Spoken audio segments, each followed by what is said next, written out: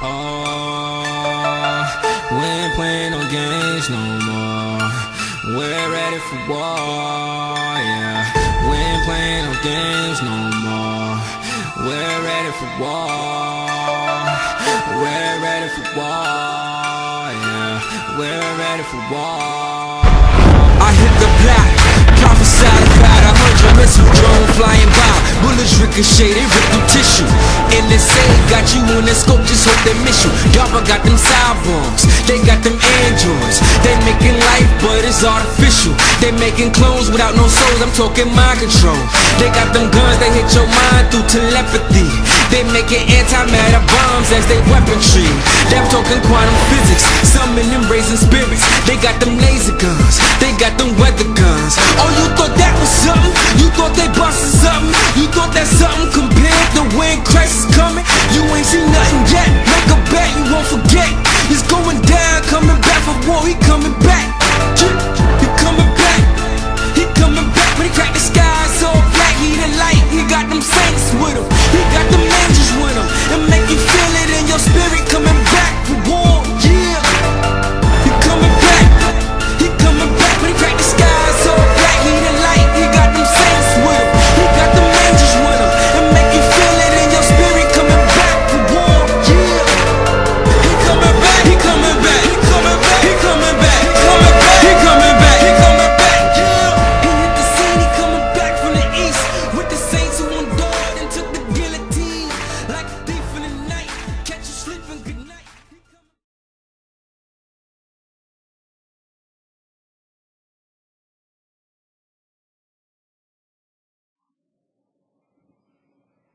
First and foremost, we want to give all praise and honor to the Most High Ahaya, Bahasham Yeshaya, Wabrawak Kodash.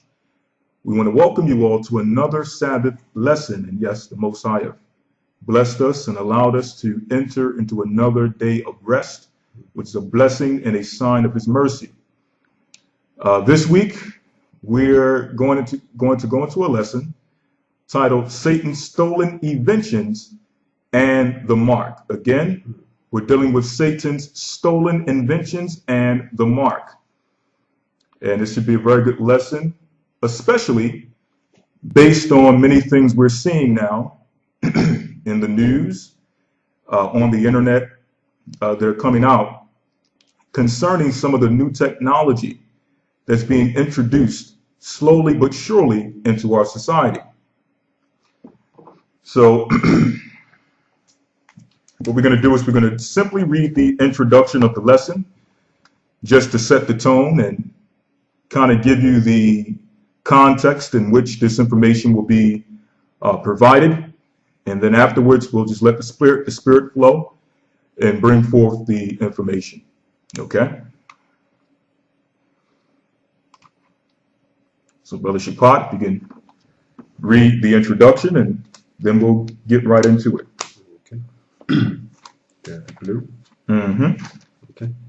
It says throughout biblical history, there are many miracles done by the Most High. Satan's goal was to be like the Most High on many levels. Not only did he desire to have the Most High's people worship him, but he also wished to duplicate the miracles that the Father had done through the Spirit by manipulations of science. Right. So that's the basic concept of this week's lesson. So what we're going to do is we're going to go into the scriptures and attempt to resolve what was stated in the introduction through the Most High's word. Of course, for many people, if we would have brought this information out 5, maybe 10 years ago, a lot of people would have considered us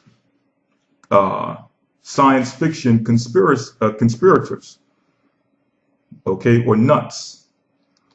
But as time goes on, we're starting to see more and more things being brought to the light. As the Most High stated, many shall go to and fro, and knowledge shall increase. And we are obviously seeing an increase in knowledge and an increase of things being revealed in these last days concerning not only the truth, the gospel, but also exposing the man of sin, as well as their lord, Satan. So as time goes on, we're starting to see a development of these different technologies. And some people may ask, well, can we resolve this through Scripture? Or do the Scriptures speak about these things in general? And first, to set the tone, to understand why Satan would try to create such technologies and mimic the Most High, we're going to start in the book of Isaiah, the 14th chapter, and the 12th verse. And this is the root of why Satan seeks to mimic the Most High in every facet you can imagine. So this is the book of Isaiah chapter 14 verse 12, and you can start. How art thou fallen from heaven, O Lucifer? So the Bible asks, how art thou fallen from heaven, O Lucifer? Why is it asking this question? Because at one point, who we know as Satan was an angel in the heaven known as Lucifer. So now the Bible is asking, how art thou fallen from heaven, O Lucifer? Go ahead. Son of the morning. He was a morning star, as it tells us in the book of Job, I believe the 38th chapter, that speaks about the morning stars who sang before God. Go ahead. How art thou cut down to the ground? How art thou cut down to the ground? Which didst weaken the nations. Which didst weaken the nations. As we read in the book of Revelation, it speaks about him being released and going forth to deceive the nations. It tells us in Revelations 12, as well as in other references, that his whole plan was to deceive the world. So the nations have been weakened through his deception. And part of his deception is his technology, making the nations believe that he's powerful enough to overthrow the Most High. Okay? And this is not speaking about the so-called white man. For anyone who has ran into any of those teachings, this is speaking about the spiritual angel Lucifer. Okay? I have to mention that. Go ahead. 13. Verse 13. For thou hast said in thine heart, I will ascend into heaven. I will ascend into heaven. This is what Lucifer said in his heart while he was still in the heavenly realm. And this is why he was cast out. He said in his heart, go ahead. I will ascend into heaven. I will ascend into heaven. Go ahead. I will exalt my throne. I will exalt my throne above the stars of the Most High. Above the stars of God. Go ahead. And we know that the Most High says that the earth is his footstool and the heavens are his throne. So he's seeking to set his throne above the Most High's high, holy heavens. Go ahead. I will sit also upon the mount of the congregation. I will sit upon the mount of the congregation. Go ahead. In the sides of the north. In the sides of the north. So you have the sides of the north in the physical realm, which the book of Psalms speak about. I believe the 44th chapter, where it speaks about Jerusalem and Mount Zion being the sides of the north. But you also have a congregation of the angels in the heavens, which are spoken of in the book of Psalms, the 82nd chapter, which is also the sides of the north. Okay? So he seeks to place his throne not only over the Most High's holy land, but also over the Most High's high holy heavens. Go ahead. Verse 14. I will ascend above the heights of the clouds. I will ascend above the heights of the clouds. Go ahead. I will be like the Most High. I will be like the Most High. This is the bane of Satan's existence, to try to mimic, to perpetrate and be like the Most High, impersonate the Most High. Okay? So this explains why he creates technologies, which, number one, are not new concepts, new ideas. They're not really innovative. They're just carbon copies of things which the Most High have already created and made. When you look at technology, there's no technology that's truly influenced by so-called science. Like, there's no technology that's influenced by the Big Bang. And the reason why I mention that is because they try to make you think that these are just scientific innovations. The reality is that all your great scientific inventions have been influenced by what the Most High have already created. Okay? Whether it be birds, whether it be trees, whether it be bugs, beasts of the field, the human mind, so on and so forth. So they seek to, or Satan seeks to take what the Most High created and made in his perfection and try to mimic it so that he can say, well, look, God did it, the Creator did it, I can do it too. And anything he does, I can do it better. That's when you hear these so-called scientists, these transhumanists, they'll state that, well, we can take what nature have gave us and make it better. Right. Okay? That's the whole concept behind this idea of Satan trying to be like the Most High. Okay? Read on. Verse 15. Yet thou shalt be brought down to hell, to the sides of the pit. Exactly. So Satan will eventually be brought down to hell and the sides of the pit. Now, why does the Bible mention this? Because again, with this technology, Satan is convincing the nations and he's convincing himself that he has the power to overthrow and overtake the Most High. Now, how could we come to such a conclusion? Is this just our own conspiracy? Is this something we just made up? Is this a theory? And the answer is no.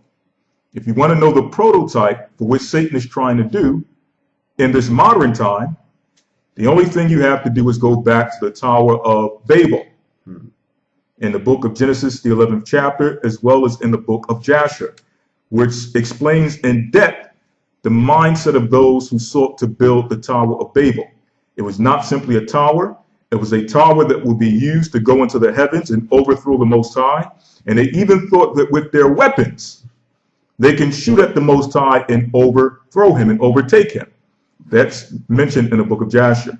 So that's the prototype for what Satan is trying to do in the modern time. Okay? So this is not our own theory as to why this technology and these weapons are being created. So it tells us that he shall be brought down to hell, to the sides of the pit. Verse 16. They that see thee shall narrowly look upon thee. They that see thee shall narrowly look upon thee, because he's convinced many people throughout ages and generations that he would resurrect them. He would have the power to bring them back to life. So all those nations who he promised he's going to bring back to life, when he himself is brought down to hell, is going to look at him and say, I thought you were going to be the guy to save us and deliver us. But now you've been doomed to the same judgment that we received. Okay, go ahead. They shall narrowly look upon you. And consider thee. And consider thee, go ahead. Saying, is this the man that made the earth to tremble? Is this the man that made the earth to tremble? The same man who God, who through his only begotten Son will send into the earth, bound him in chains and bound him in the pits of hell? Is this the same God we depended on to overthrow the Most High? Go ahead. That did shake kingdoms. Go ahead. That made the world as a wilderness. Go ahead. And destroyed the cities thereof. That opened not the house of his prisoners. All the kings of the nations, even all of them, lie in glory, every one in his own house. But thou art cast out of thy grave like an abominable branch. Exactly. Okay. So this is the mindset behind Satan and his wicked inventions, which seek to do what? To mimic and impersonate the technology and the wisdom of the Most High. Okay. Now we're going to show some examples. Let's go to the book of Judges, chapter 6, verse 36.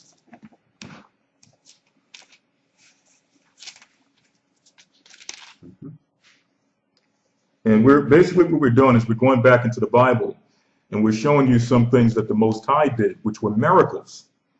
And how Satan has taken some of these same exact things and have sought to make his own replication of what we read of in the Bible as far as miracles.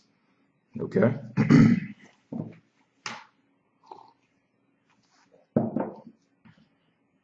Ready? Judges chapter 6 and verse 36.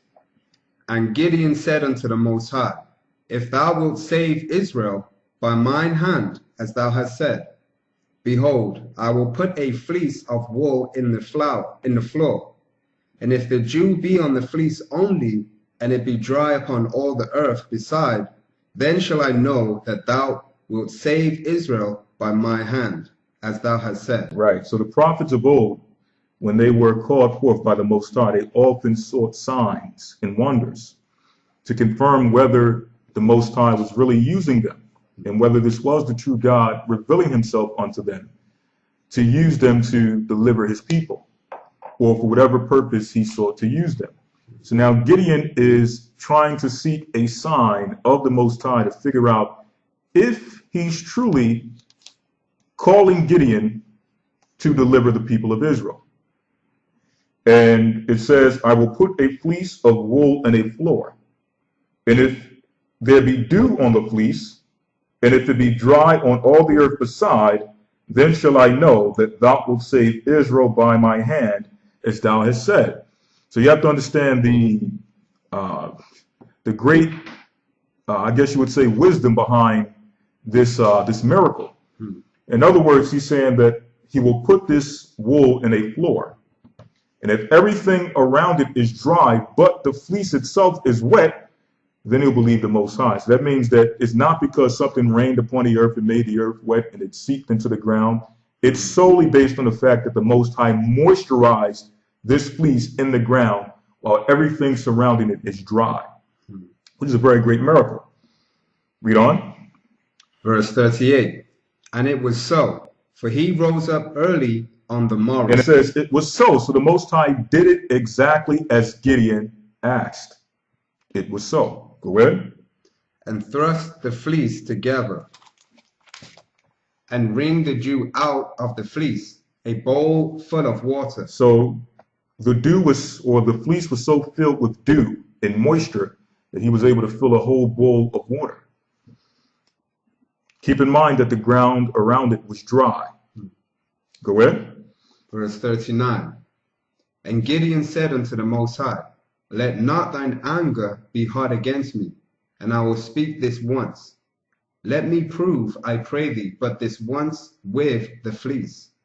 Let it now be dry only upon the fleece, and upon all the ground, that there be dew. Right. So now let the fleece dry up, and let the ground around it be moist with dew. All right, go ahead. Verse 40.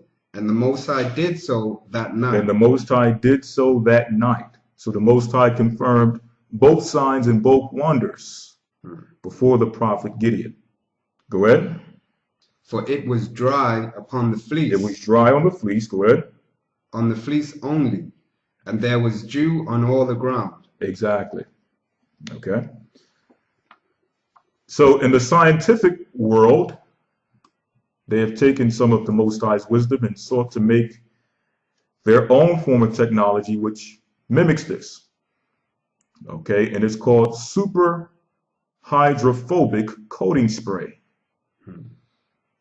which is nanotechnology that coats the surface or material with a layer that will allow it to be completely protected from any kind of moisture, even if the material itself is completely submerged in it.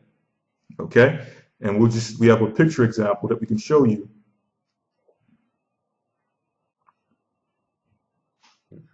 Here's an example. All right, and this is what they call nanotechnology, in which they have basically, as you can see, they have this coating spray which is running off of the shoe without leaving any mark. Okay, it's just running off of the sides. So it's submerging the shoe with this coating spray or this liquid, but the shoe itself is basically running off the shoe itself, in which when it's done running its process, the shoe will be completely dry. Okay.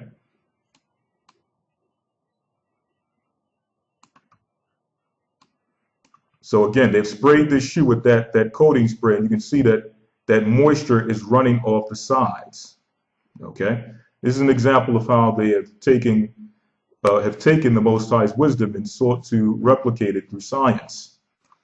And anyone with any level of wisdom and understanding knows that none of this technology is coming from the minds of men. Okay, men are not waking up in the morning and saying, how can I create a spray that can be so water resistant that we can put black sludge on something and it'll completely roll off?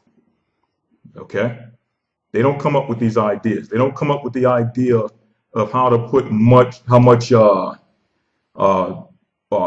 gasoline or petrol, whatever they put into a rocket, how much fuel to put into a rocket to send it into outer space. Okay, they don't have that mental capacity. All right, what they do have is seducing spirits and devils who reveal certain technologies unto them. All right, and this is just one of the many examples. Now we'll move into the book of 2 Kings, chapter 1, verse 9. Here's another example.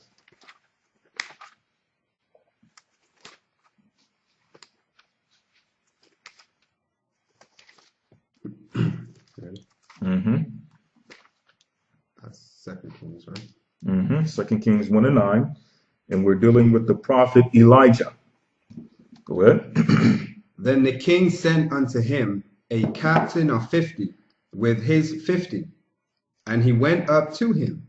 And behold, he sat on the top of an hill. And he spake unto him, Thou man of the Most High, the king hath said, Come down. Verse 10. And Elijah answered and said to the captain of 50, If I be a man of the Most High, then let fire come down from heaven, and consume thee and thy 50. And there came down fire from heaven, and consumed him and his 50. Right. So in other words, you have these men who were sent unto Elijah to try to destroy Elijah based on the works he was doing to combat the worshipers of Baal during the time of King Ahab and his wife Jezebel.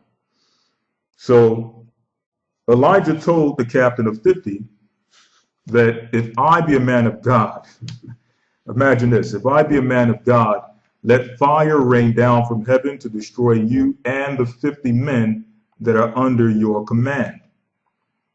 And the Most High confirmed his word through the prophet Elijah by sending fire from heaven to destroy the captain of 50 and his men.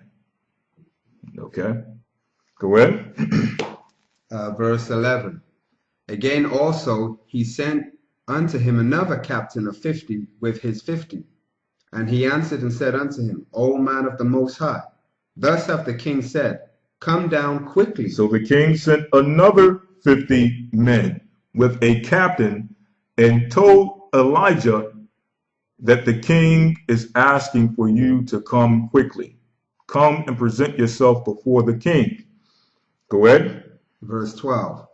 And Elijah answered and said unto him, If I be a man of the Most High. If I be a man of the Most High, go ahead. Let fire come down from heaven. Let fire come down from heaven. Go ahead. And consume thee. And consume thee. And guess what the Most High did? Go ahead. And thy 50. And the fire of the Most High came down from heaven. So the Most High confirmed himself with Elijah again, confirming that Elijah was a prophet, a man sent of God. Okay? And this is why it tells us that the Most High's prophets have the power to send fire from heaven, to confirm his word. Not so that prophet can be glorified in any fashion. It's just to show that the Most High actually raised this man up and is using him as his vessel. So the Most High is glorified. Go ahead. And the fire of the Most High came down from heaven and consumed him and his 50. Verse 13. And he sent again a captain of the third 50 with his 50. And the third captain of 50 went up and came and fell on his knees before Elijah and besought him and said unto him, O man of the Most High, I pray thee, let my life and the life of these 50 thy servants be precious in thy sight. Verse 14. So the third set of 50 men with their captain, seeing that the Most High was dealing with Elijah and what happened to the captain of 50 and the 50 men that came before them, They said that we know that you're a man of God. Let us bow to and they bowed on their knees and they asked mercy of Elijah. Okay, go ahead. Verse 14. Behold, there came fire down from heaven and burned up the 2 captains of the former 50s with their 50s. Therefore, let my life now be precious in thy sight. Go ahead. Verse 15. And the angel of the Most High said unto Elijah, Go down with him, be not afraid of him. Right. So because this man showed mercy, the angel told Elijah, go down with this man and be not afraid of him. Go ahead. And he arose and went down with him unto the king. And he said unto him, Thus saith the Most High, forasmuch as thou hast sent messengers to inquire of Beelzebub, the god of Ekron, is it not because there is no God in Israel to inquire of his word? Therefore thou shalt not come down off that bed on which thou art gone up, but shalt surely die. Right. So the reason why we decided to go to this as an example is to show you that, so for example, dealing with this account of Elijah and the captains of 50, we've seen that the Most High sent fire from heaven with pinpoint precision. It wasn't sporadic, in which it almost hit Elijah and destroyed a majority of the earth in the process. This was pinpoint precision coming from the heavenly realm. Okay, spiritual weaponry, which was shot forth in the form of fire to destroy these captains of 50 and their 50 men. Okay, so we can see how in the modern sense, you have technology which tries to replicate the same process. Okay, and some of the things they have in space, such as space weapons, lasers, okay, they have all types of things which they have set up in the heavens and continue to set up in the heavens to try to mimic this same technology. Okay, and we can see here with an example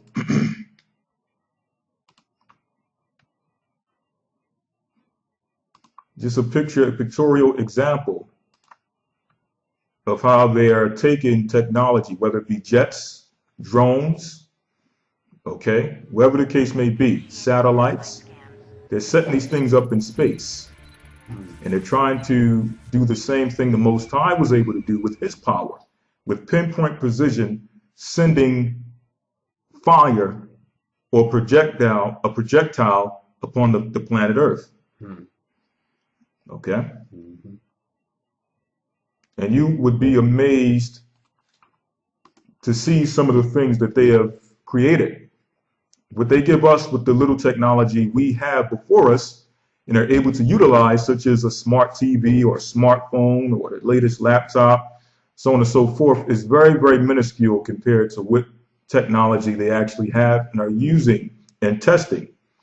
Okay, it's far beyond our imagination, whether it be military technology, military grade technology, and even beyond military grade technology. They have technology which is totally being used and operated off of spiritual power.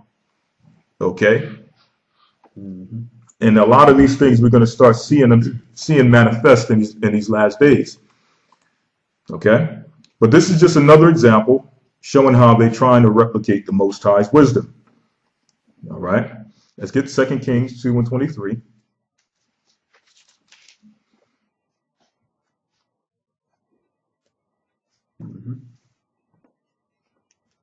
Go ahead. And this is all, again, leading back to the book of Isaiah, the 14th chapter, in which Satan stated that he would be like the Most High. So we're seeing living examples of this. No longer do you have to guess how Satan is trying to replicate the Most High. You have examples of how he's trying to replicate the Most High on many levels.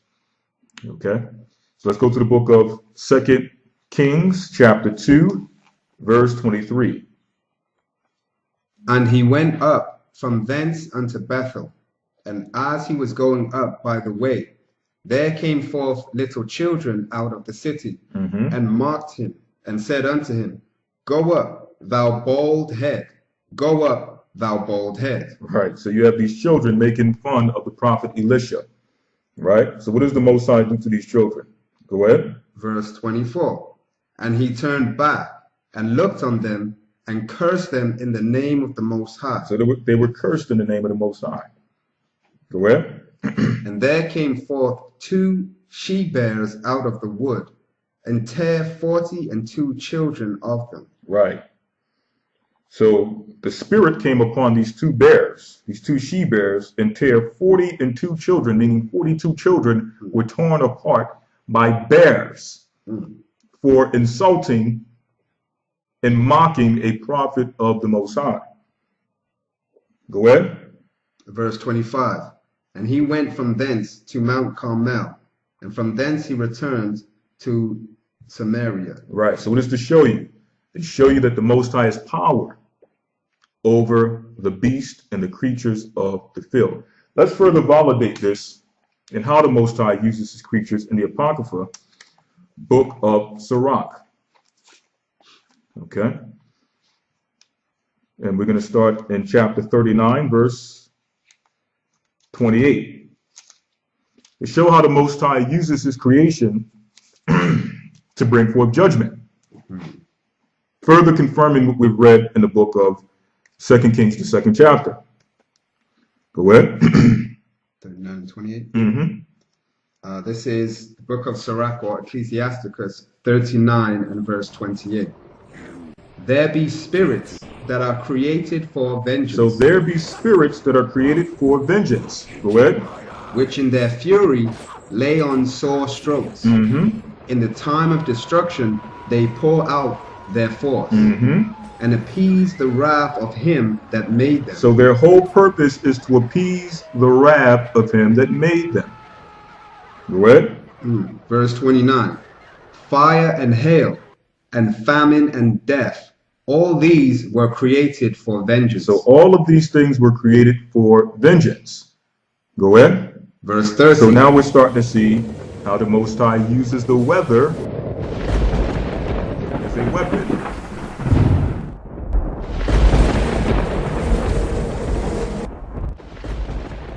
Okay? It's not new. It's not innovative. It's not Satan's own creative mind. Heat those metal oxides. The temperature of the sky is raised to more than 100 degrees Fahrenheit, preventing the accumulation of water vapor that would otherwise form clouds and produce rainfall. The ELF waves HAARP produces bounce off the ionosphere and are able to curve around the Earth over the horizon to the ground, making any point on the globe well within reach. Okay? So it says fire and hail and famine and death. All these were created for vengeance. Go ahead.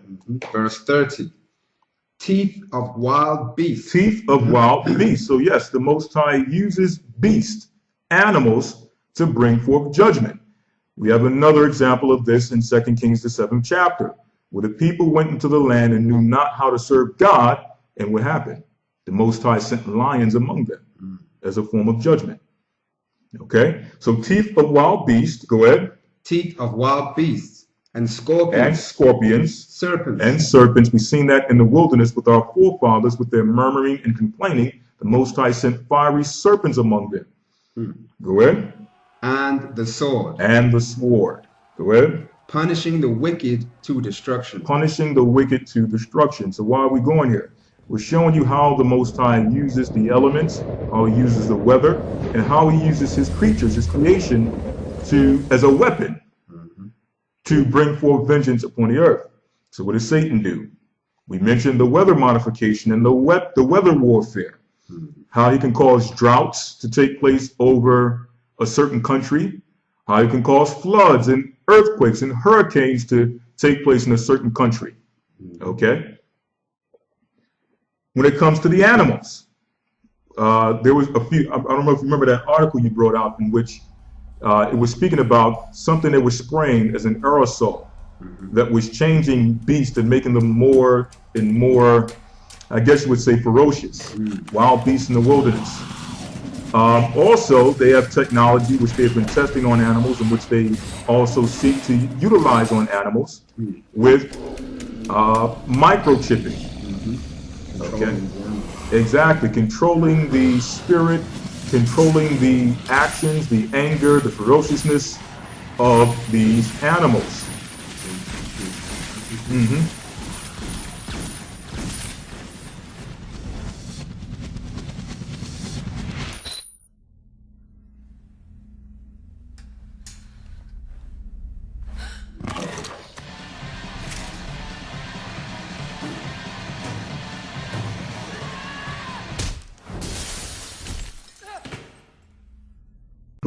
Verse 31, in terms of the Most High, how He created it.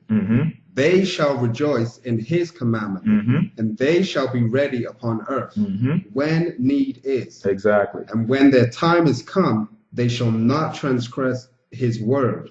Exactly. And Satan's trying to do the same thing to control animals, that they don't deviate from that, I would say man-made, but right. Satan plagiarized technology. Right, exactly. Trying to make things obey his command, exactly. Work in his will.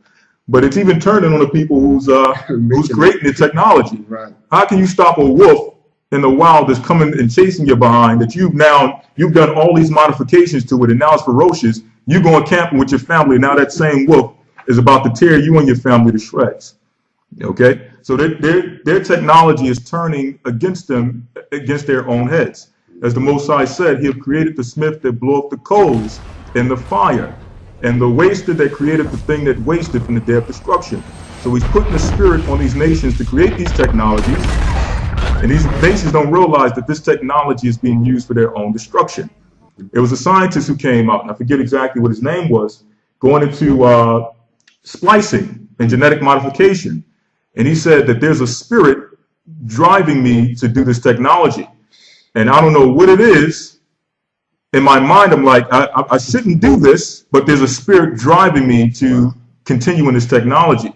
And I'm afraid what will happen because of it, as a result of it. Okay? They don't realize they're being prepared for their own destruction. All right? And the Most High is allowing Satan to use them for that purpose. So with the Most High, it's perfect. Nobody's going to get caught up in the destruction that the Most High don't want to get caught up in. Okay? If you're a part of the Most High's, if you're the Most High's enemy, as we showed a few weeks ago with the angels counseling with the Most High, and when the Most High sends His judgment for you, you're going to be the one caught up in the judgment. Only those who seek to conspire with you will also be caught up in the judgment. So the Most High deals with precision. Satan with his, it's all chaos. It'll turn on the people that created it. Here it is, you'll create a bear in a laboratory that you can control and so on and so forth. The next thing you know, that bear is now ruling over you, or that robot is ruling over you. Now it has your job, your position. Fellow executives, it gives me great pleasure to introduce you to the future of law enforcement. Ed 209.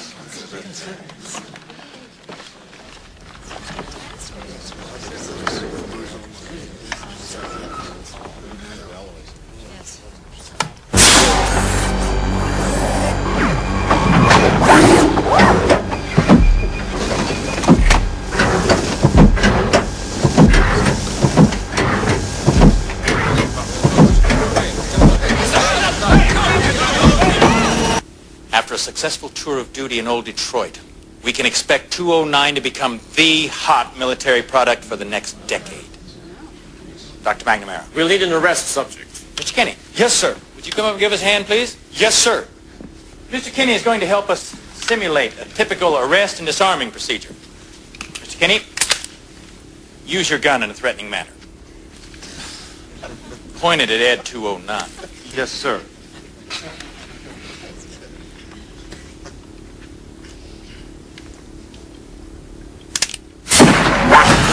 Put down your weapon. You have 20 seconds to comply. I think you'd better do what he says, Mr. Kinney.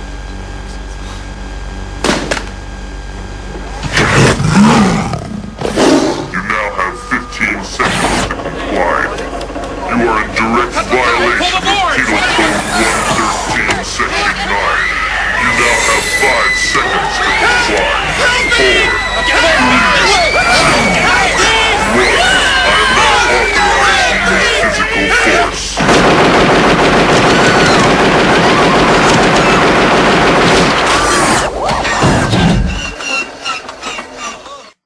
Okay?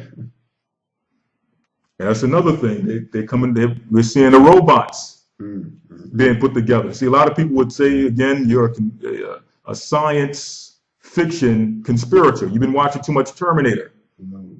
But now the technology is coming up. They're showing it. Google and Boston Technologies are now creating robots specifically for Google, drones and things of that nature.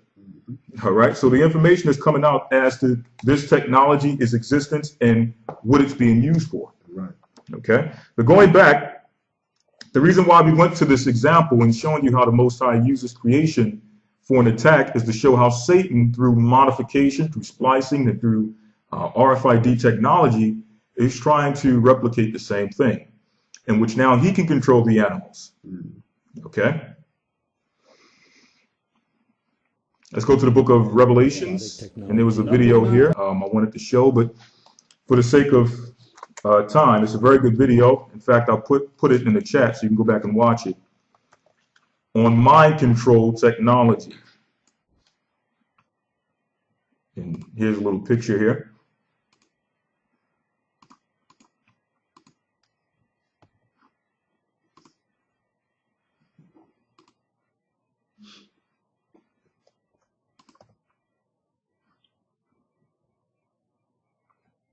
That's hilarious.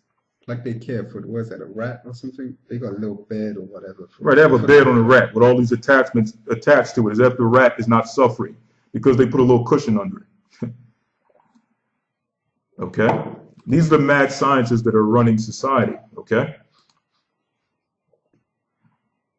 And as you can see here, on one side, you have a so-called human being tested on with this technology, and it's also being tested on the animals, which means he's trying to bring everything under his control. As the scriptures say, the humans or the people, his creation, man, as well as beast, is under his control. So now Satan is trying to replicate that same thing, putting man as well as the creatures under his control.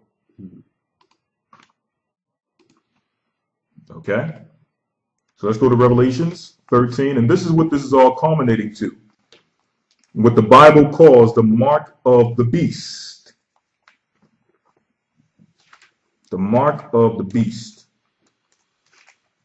Revelations 13 and 16. Ready? Mm-hmm.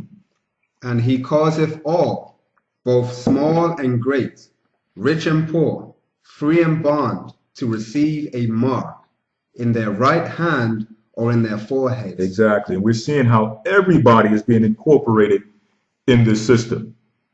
Okay, everybody slowly but surely is being incorporated into a process in which they will be forced to take the mark of the beast. They started with the animals, and now they're moving on to the people, free and bond, rich and poor. Right? So all the legislation that's setting forth now is to ensure that those who are free, as well as those who are in prison, as well as those who are rich and poor, will have no choice but to take that mark. And this is a lot of things we go into in our new segment. Okay? Whether you're the low person in the projects, a welfare recipient, they're going to have something rolled out for you to have to accept the mark of the beast. As well as the guy that's in the Fortune 500. He's going to have an excuse or a reason to have to accept the mark of the beast. The guy behind bars will have a reason to have to accept the mark of the beast, as well as the guy who is freely roaming. Okay? Let's move on, verse 17. And that no man might buy or sell, save he that had the mark, or the name of the beast, or the number of his name. Exactly.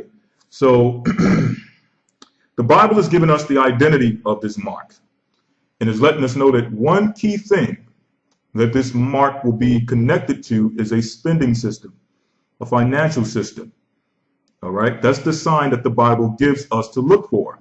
So when we see a technology that's being introduced in which we cannot operate without this technology, then we know that we are dealing with the mark of the beast. Now, that's not the only capability of the mark of the beast. A lot of people are just looking at it from the concept of a spending system, when again, that's the identity and the sign that the Bible, that the Most High has given us to look for. But there'll be other things attached to this technology outside of GPS location, as well as a spending system.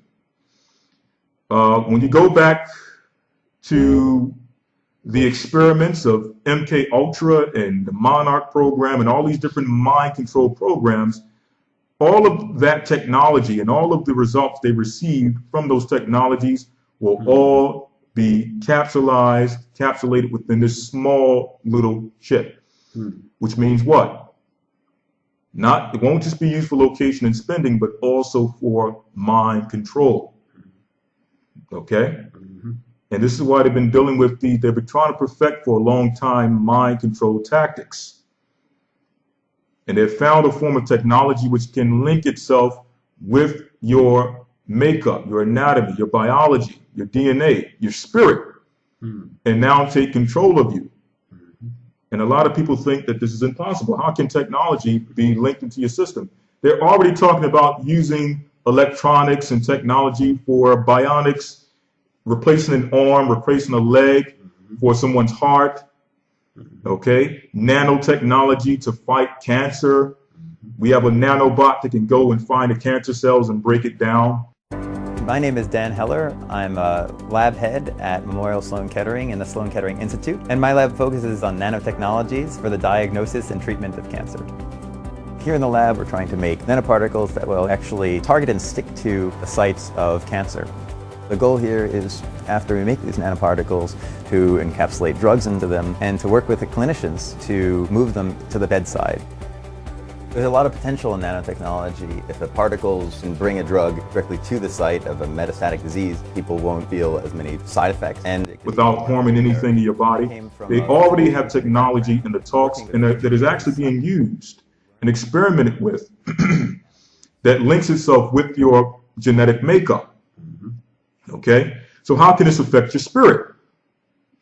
We have to understand, again, we're not just dealing with flesh and blood. With this technology, as I mentioned earlier, there's technologies out there that can only operate through some level of spiritual power and spiritual possession. So in order for this mark to work, not only are you taking in physical technology, you're now taking on a spirit that's linked with this technology that will allow you to become some form of mind-controlled slave. All right? Let's see here.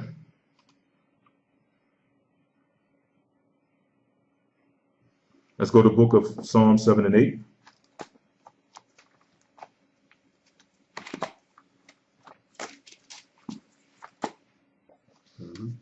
And another example, if people think that it's impossible for technology to be incorporated with for spiritual use, I believe it was Thomas Edison who during this time was trying to create I guess you would say, a ghost machine, a machine that can detect ghosts, spirits, detached spirits.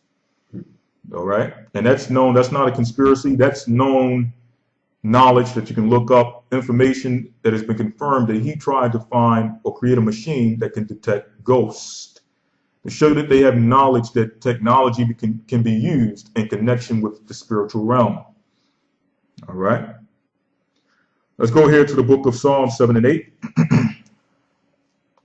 The Most High shall judge the people.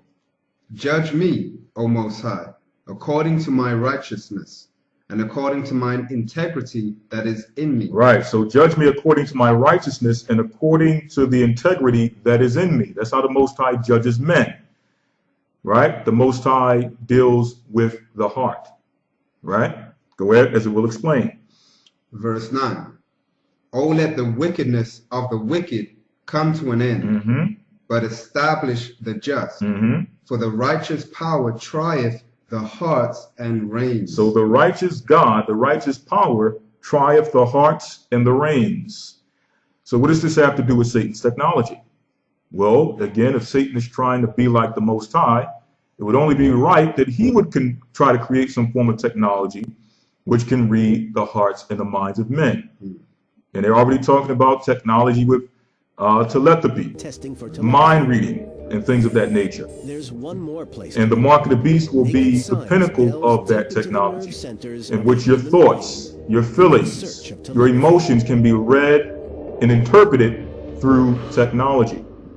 All right? So all of this is Satan impersonating the Most High's spiritual power. All right?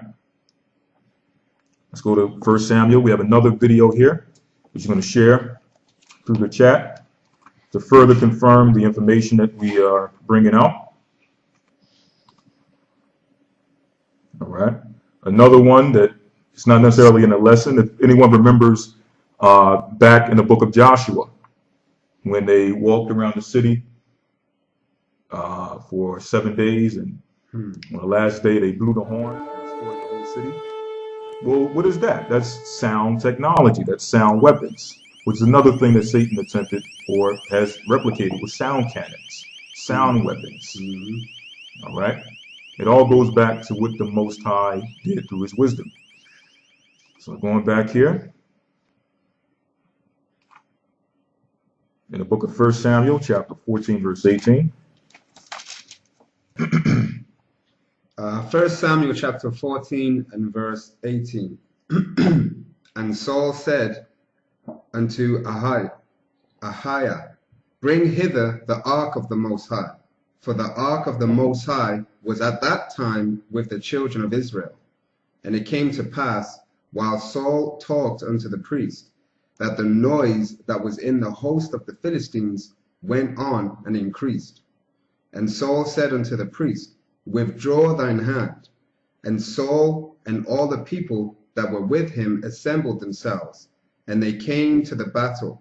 And behold, every man's sword was against his fellow, and there was a very great discomfiture. Right. So through the Most High, using the Ark of the Covenant, it tells us here that they came to the battle and something was sent forth. We'll say the Most High spiritual power was sent forth, and it caused a confusion in the camp of the Philistines, in which the Philistines, instead of trying to fight against the Israelites, began fighting amongst themselves, and they had no control over it. So in other words, the Most High took control of their spirit and caused them to turn one against another, similar to what he did with the giants before the flood. Put a spirit upon them and allowed them to now turn against each other and battle against one another. All right? Now, again, with this mark of the beast technology, because it's mind control technology, for whatever reason, they can now decide to put out a vibration or put out a frequency that can allow people to now battle and fight against one another. All right? They put that in the movie, what was that new movie with the spy? Which one is The Purge or? Not The Purge, with Samuel L. Jackson with the SIM card. I think it's called The Kingsman. The Kingsman, that's right. Right. Where frequency was going out through the cell phones for people to turn on one another. Exactly. Sit down, my friend. Leave this church like the infidel you are. Save you now. You will eat your babies. You will drown in the blood of the Lord. He will not save you.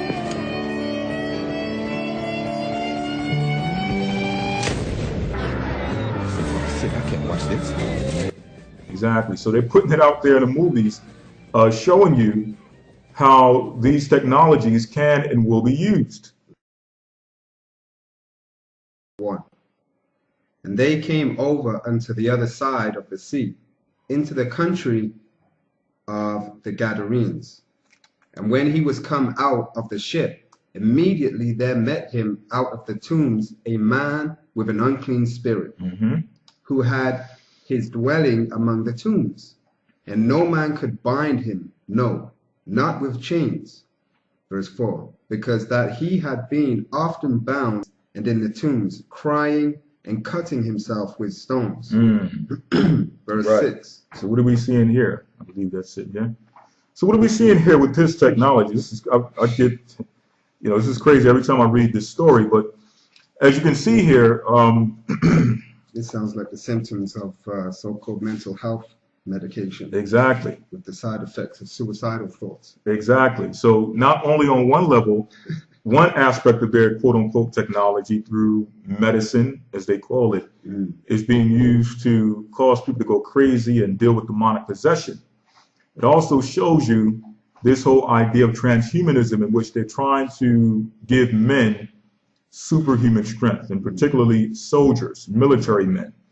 When you go back to Nazi Germany and back to Russia, it speaks about how they were trying to create a technology which can mix beasts like orangutans and monkeys and gorillas with men.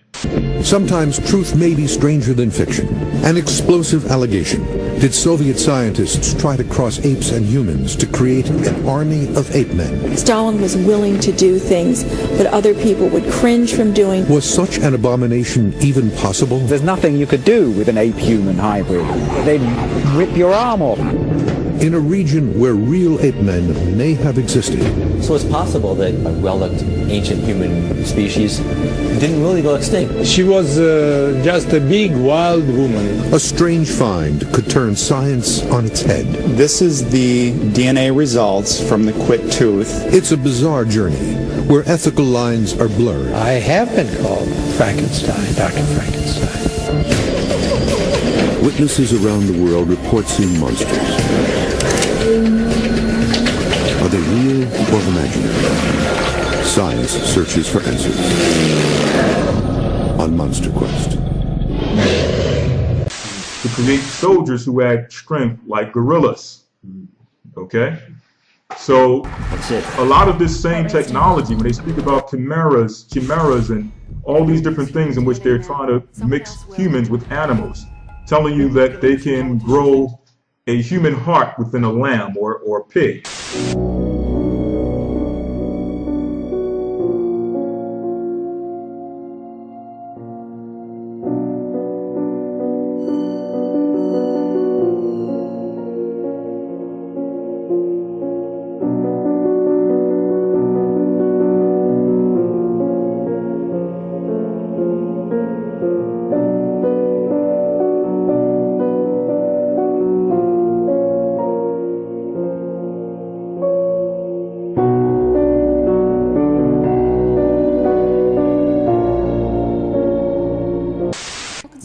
All right, and convincing you that it's being used for health purposes and for the, I guess you would say, the embetterment of mankind.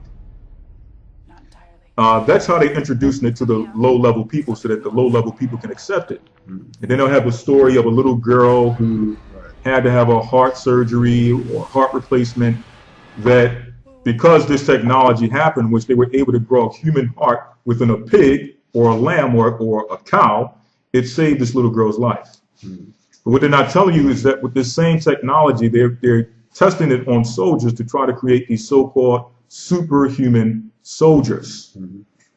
All right? And if you can read here, going back, it says that, Verse 3. In fact, verse 2, it tells you that this strength didn't come from the fact that he was dealing with some high level of technology or he was some kind of superhero. It was because he was dealing with an unclean spirit. A demon possessed him. So what do you think will be used in order to replicate this in modern times? It's not just the physical technology of the splicing and things of that nature. Once you succumb to this technology, you've given yourself over to a spirit. And that spirit will possess you and allow you to have these superhuman abilities.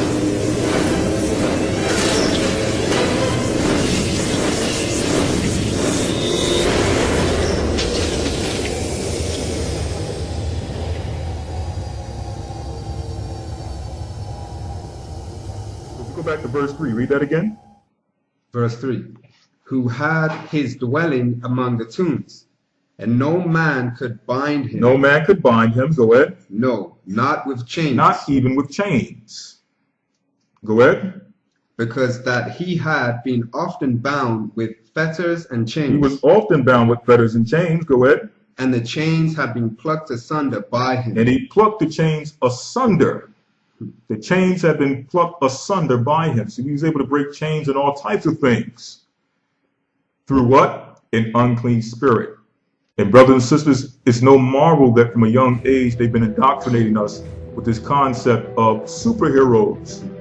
From a young age, we all desire to have some level of superhuman strength and ability.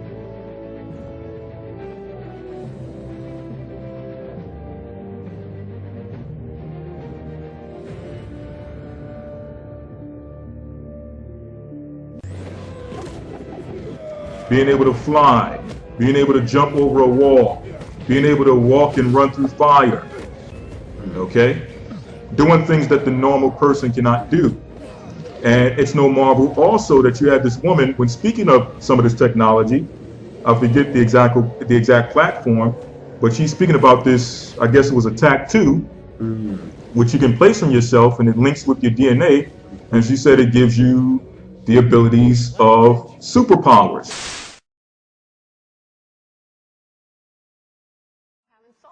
Like one of them is the mechanical mismatch between humans and electronics, right? So electronics are boxy and rigid, humans are curvy and soft. That's a mechanical mismatch problem. Well, a researcher at the University of Illinois, his name is Dr. Rogers, what he discovered is that he could use standard CMOS techniques to make islands of high-performance silicon connected by accordion-like structures that would allow it to stretch up to 200% and still be performing. And what he did is he founded a company and they started making electronic tattoos. So I'm wearing one here on my arm. Do we have a camera to get a... This is a developmental system made by MC10, and it has an antenna and some sensors embedded in it. And what we plan to do is work with them to advance a tattoo that could be used for authentication. Now, it may be true that 10 to 20-year-olds don't want to wear a watch on their wrist, but you can be sure that they'll be far more interested in wearing an electronic tattoo, if only to piss off their parents. Right? And that can have a design, right? Because Sure. they would certainly want some kind of cool design. Options, right? options. And that's something that you wear, but you could also imagine including authentication in just your daily habits. So I take a vitamin every morning. What if I could take vitamin authentication? What? Vitamin authentication. Look, I have one right here. Well, here, I'll let you hold it. Would you like to hold it? I'll hold it. Okay. So this, You guys see it? this pill has a small chip inside of it with a switch.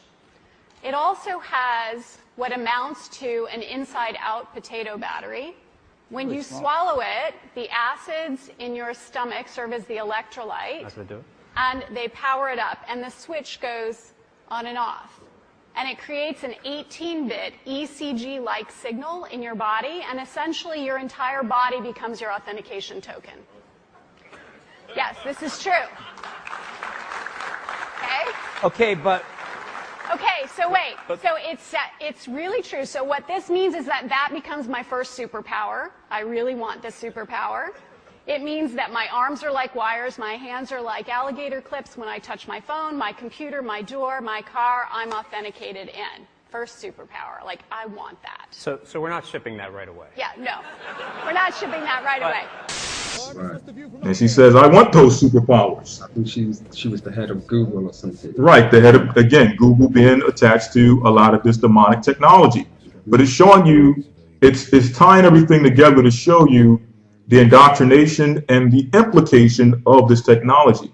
So you're going to have a whole lot of people out there.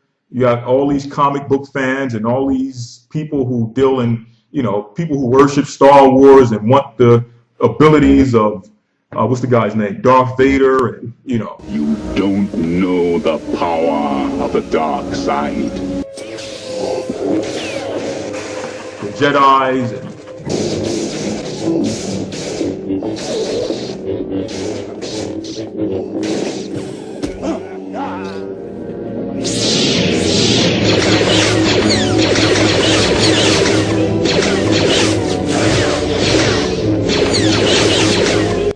you know, all types of stuff that people deal with. People want to deal with the Spider-Man thing, shooting webs up.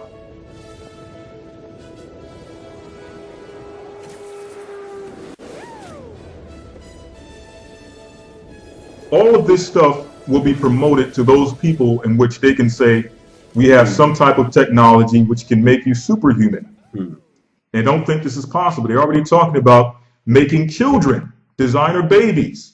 Before the baby is out the womb, you can decide what eye color you want, what skin complexion, how the hair is going to be, right? So now you can say, well, look, I want my child to come out. I love kittens. I love kittens since my youth. I want my child to come out with the attributes of a cat. And they'll be able to do this, okay? So there's no limit. Again, 10, 15 years ago, we would have sounded like kooks, but there's no limit right now. As things are coming to the forefront, there's no limit to what these people can do with these technologies. But the key thing behind it is that when you see these things taking place, it's not going to be because, again, of just some technology. It's going to be because these people are possessed by demons. And it goes into the book of Revelations where it tells us that men are going to wish that they can die and will not be able to. Why? Because they're going to have all these forms of nanotechnology and all these different vaccines and all these things that they've implanted in themselves that's going to allow them to live longer and live through certain diseases, whether they are excruciating or no matter how excruciating they are, how painful they are. You're going to have to live through it and go through it because you wanted some technology that allowed you to endure sicknesses and to live longer. And I think that's why they drop in a lot of this stuff with the so-called zombie apocalypse. You're going to have all these people who had all these technologies injected within themselves, and themselves being infused with this technology, walking around, destroyed, demon-possessed, okay? And these are going to be the people who are now operating around the earth, okay? Along with the diseases they're putting out there. So there's so many elements that are being put out there to show what society will soon become. And again, it's not far-fetched. All right?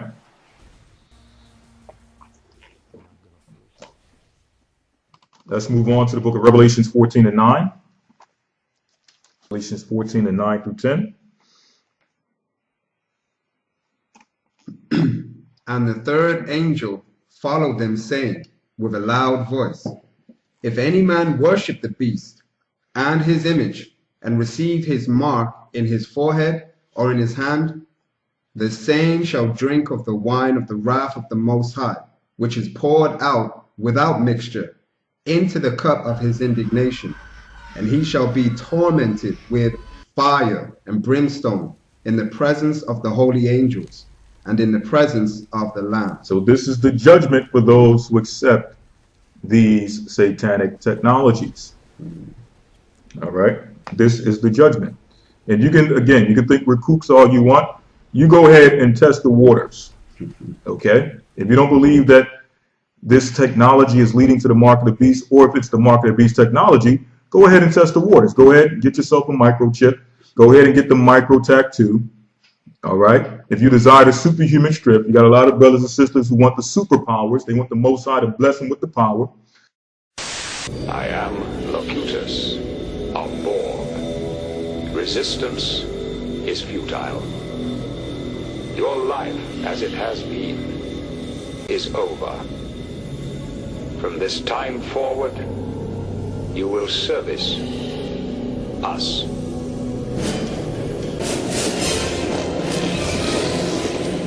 So that they can destroy people. If you want those things, go take your shot with the technology. Okay? That's if you don't believe.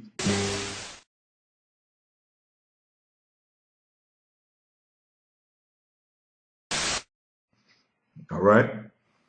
But what we're seeing, how we're seeing these things develop and how the scriptures explain it in exact detail, we are without shadow of doubt that not only is this technology satanic, but it's being used exactly for what the Bible tells us it's being used for.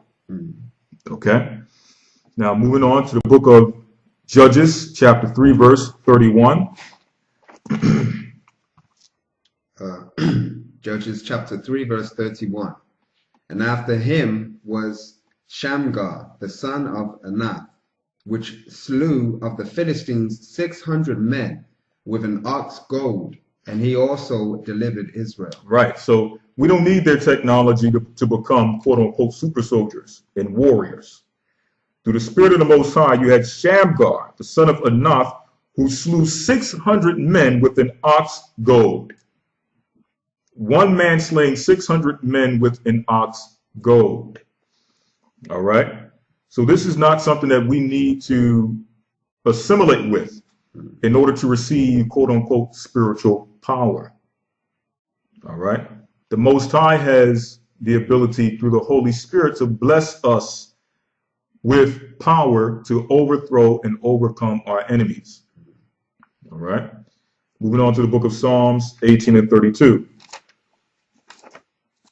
Psalms 18:32. It is the Most High that girdeth me with strength. You see, it's the Most High that girdeth up us with strength. Okay, not some bionic arms or some type of bionic leg or attaching yourself with some form of technology. Prosthetic arms in the world of Deus Ex are much stronger than human arms, and they have more options.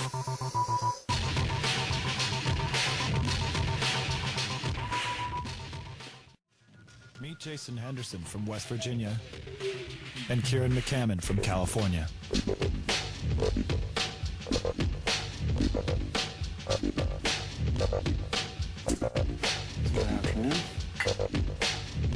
Standing in front of you, a Delta 6 accelerator suit. The Delta 6 accelerator suit grants its wearer superior strength, speed, and agility. It'll make you run faster, jump higher, and hit harder than any of your enemies. Much like the always imitated but never replicated Iron Man suit, it boasts twin gas-propelled grappling spears and triple explosive heat-seeking fire and forget rockets. My personal favorite, a 10mm caseless Gatling submachine gun. as well as a useful onboard computer system that reacts conveniently to the wearer's thoughts. You think it, it does it. Or splicing yourself with some type of animal. Try to make yourself take on the nature and the strength of that animal. It's the Most High that gives us strength. Go ahead. It is the Most High that girdeth me with strength, and maketh my way perfect. And maketh my way perfect. You got a lot of people who want this technology to try to make themselves what they think is perfect. Plastic surgery and all types of things to make you stay younger for longer.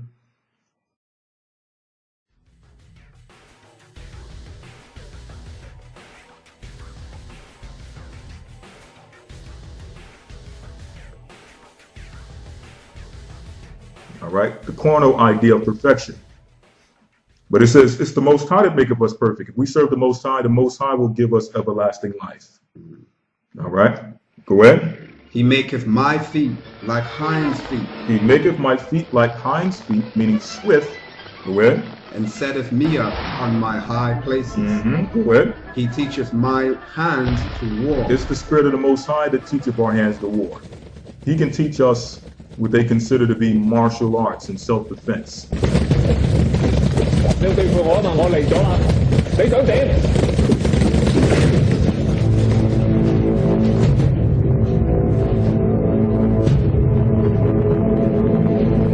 you're Ip Man? So you're the best fighter in China? Yeah, you see. Okay, let's deal. Seems to me that your Wing Chun fist fastest Wi-Fi backpaw. Let's see who fists are the fastest. Yours or mine? Champanjon. You laugh like that? Or Fungole.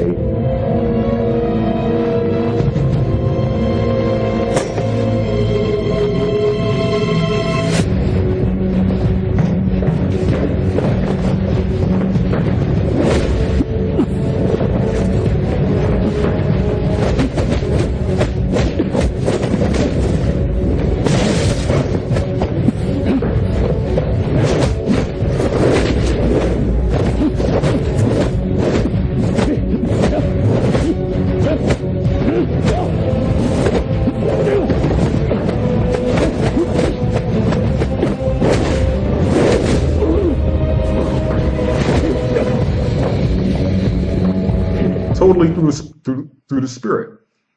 Okay? So it don't have to be like what they showed on the Matrix, something being downloaded into you from some form of technology.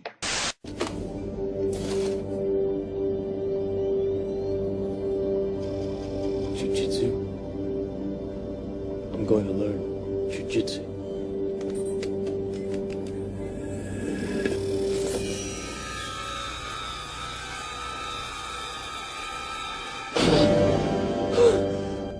And my kid, I think he likes it.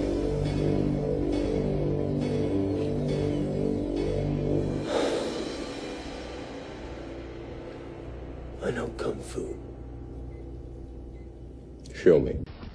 In order to give you the ability to operate in what they call a metaphysical or superhuman level.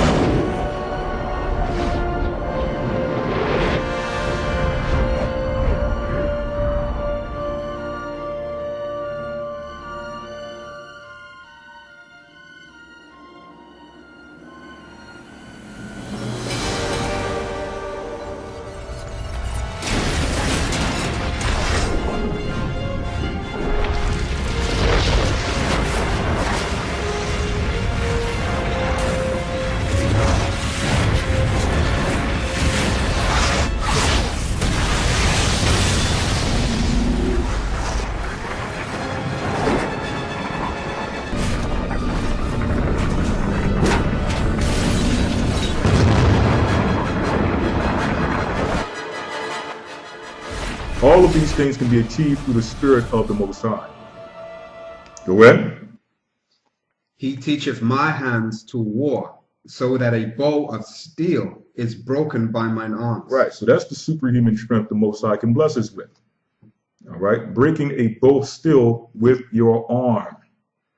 All right, that's spirit. That's true spiritual power that you don't need no form of demonic technology to achieve. Go ahead. Verse 35. Thou hast also given me the shield of thy salvation, and thy right hand have holden me up, and thy gentleness hath made me great. Right. Let's move on to 1 Kings 18 and 44. Go ahead. 1 Kings chapter 18, verse 44.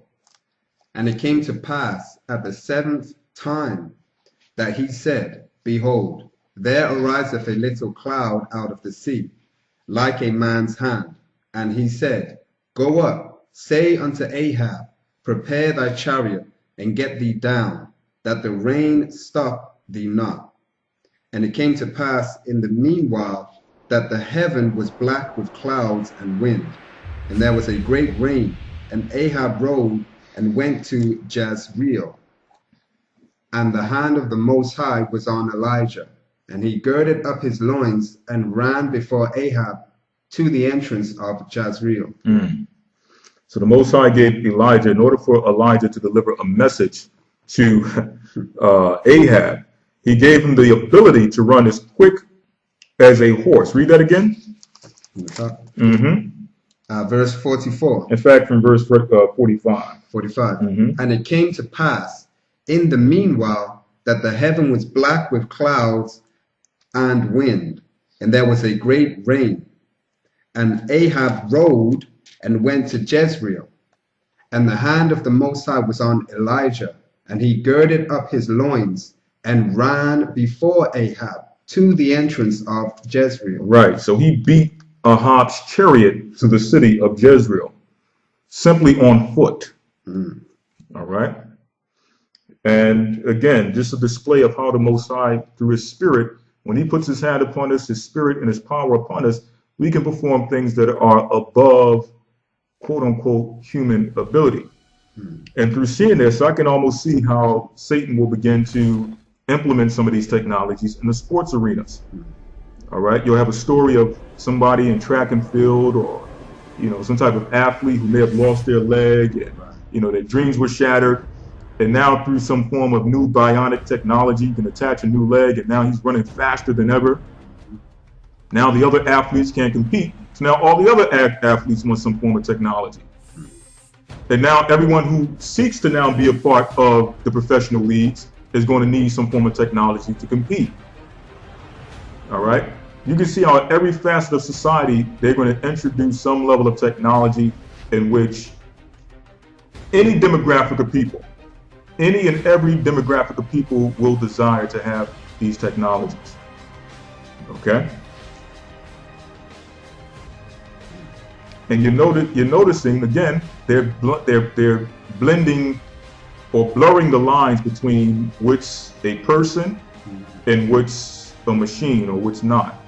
What can be considered human? How much animal can someone have in them before they're considered an animal?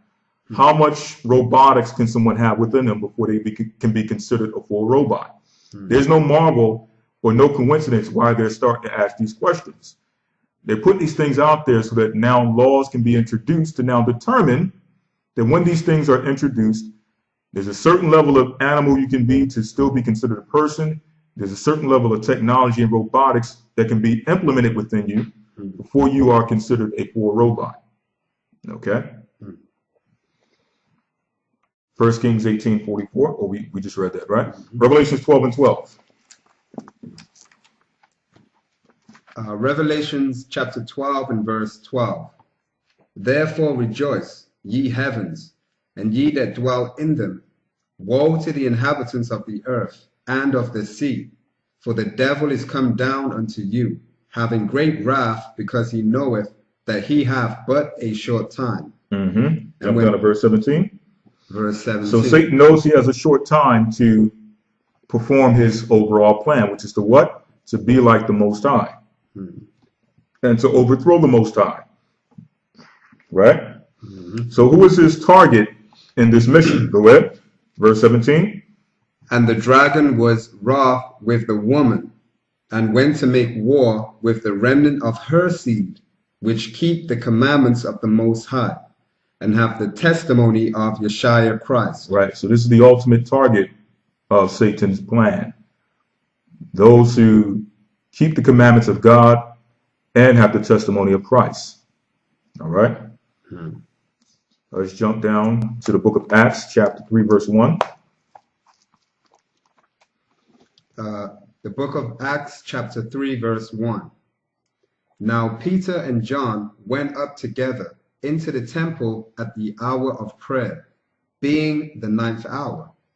And a certain man, lame from his mother's womb, was carried, whom they laid daily at the gate of the temple, which is called Beautiful, to ask alms of them that entered into the temple. So check out the wisdom of the Most High. You have a situation in which you have a man which was lame, which we would call today handicap. And it says that he laid daily at the gate of the temple, which is called Beautiful, to ask alms of them that entered into the temple. So why is it wise for the Most High to have this man healed? Everyone who walked in the temple and out of the temple daily seen him lame and knew that he was lame. So now once the healing process came in which he would be healed of his lameness, then everyone could bear witness that at one point this man could not walk. And after these men of God, the apostles, healed him, he can now walk. So now the Most High is glorified. Okay? Verse 3. Who, seeing Peter and John about to go into the temple, asked an alms. And Peter, fastening his eyes upon him with John, said, Look on us. And he gave heed unto them, expecting to receive something of them. Right. So when Peter said, look, this man was expecting silver. He was expecting money, alms. Go ahead. Verse 6. Then Peter said, Silver and gold have I none. Peter said, I don't have any money for you. Go ahead. But such as I have, give I thee. But such as I have, give I thee. Which is what? Spiritual healing. Go ahead. In the name of Yeshua, the anointed of Nazareth, rise up and walk. Go ahead. Verse 7. And he took him by the right hand and lifted him up, and immediately his feet and ankle bones received strength. And he, leaping up, stood and walked, and entered with them into the temple, walking and leaping and praising the Most High. Right. So all these people that once saw him lame, now he's walking and leaping and jumping for joy to the Most High as a testament to those people who were in the temple. All right. Now, the reason why we're bringing this out is to show you that the Most High, we are to depend on the Most High for our healing. But again, what Satan is doing is he's, with his technology, performing false miracles and deceiving men, making us believe that in order to receive healing, we must depend on his technology. All right. So if you're handicapped, you don't have to deal with some technology they dealt with through stem cell research or some type of research they did to try to attach you to their beast demonic technology. Okay, giving you a bionic leg. You don't need that. The Spirit of the Most High has the power to heal you and relieve you of your sicknesses, your ailments, whether you're deaf, blind, lame, so on and so forth. All of these things can be healed through the spiritual power of the Most High.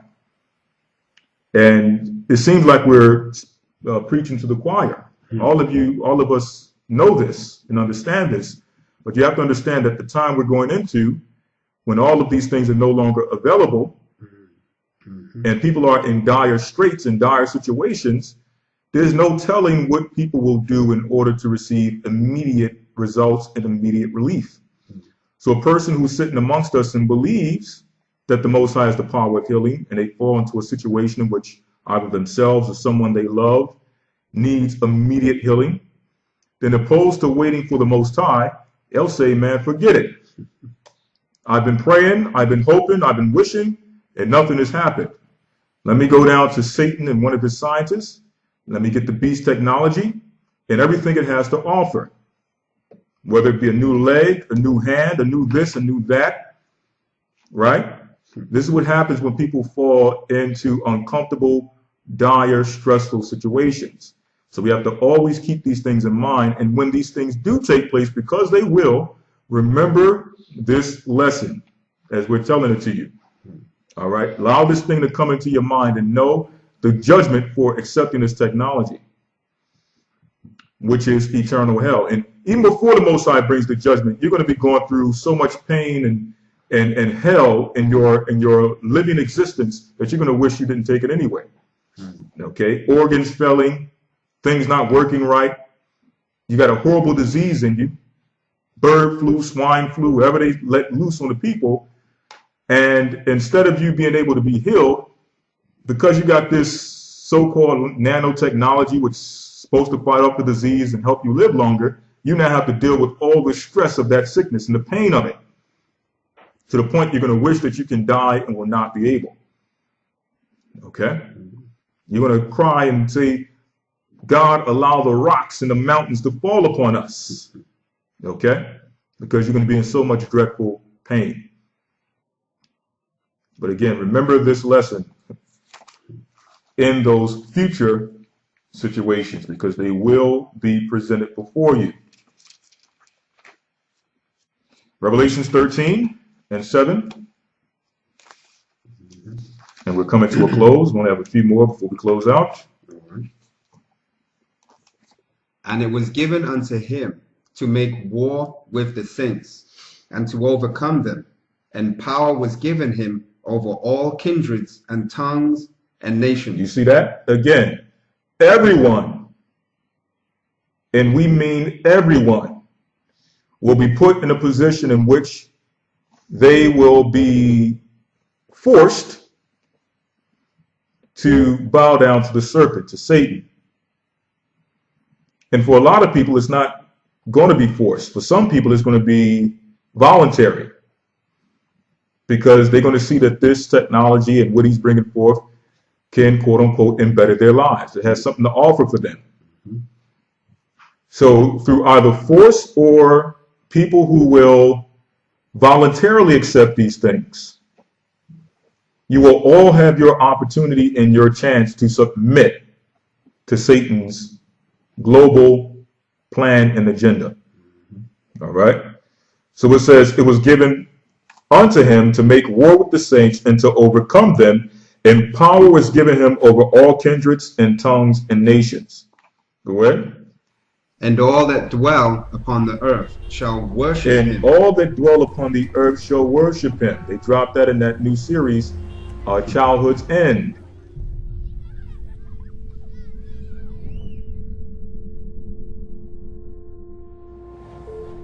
My name is Karelin. I am the supervisor for Earth. Under our supervision, you will all flourish here. Peace, health, security for everyone.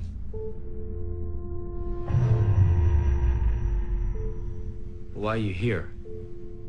We need a messenger between the overlords and Earth.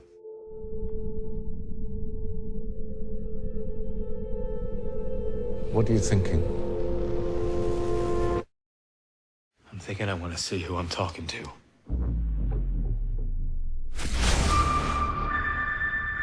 The overlords talk about peace, but this is an invasion. Look at the good here. There is no war, no disease. I would rather the world went down under our control and flourished under theirs. They have never wanted what's best for us. There's no need to be afraid. They want to destroy us. This is not about us. This is about the whole damn world. Tell them the truth about what you really are. In which the whole world was accepting Satan unto the end. Right. Okay? Even when it was seen that he was demonic, his agenda was a demonic agenda, they still held their faith in Satan.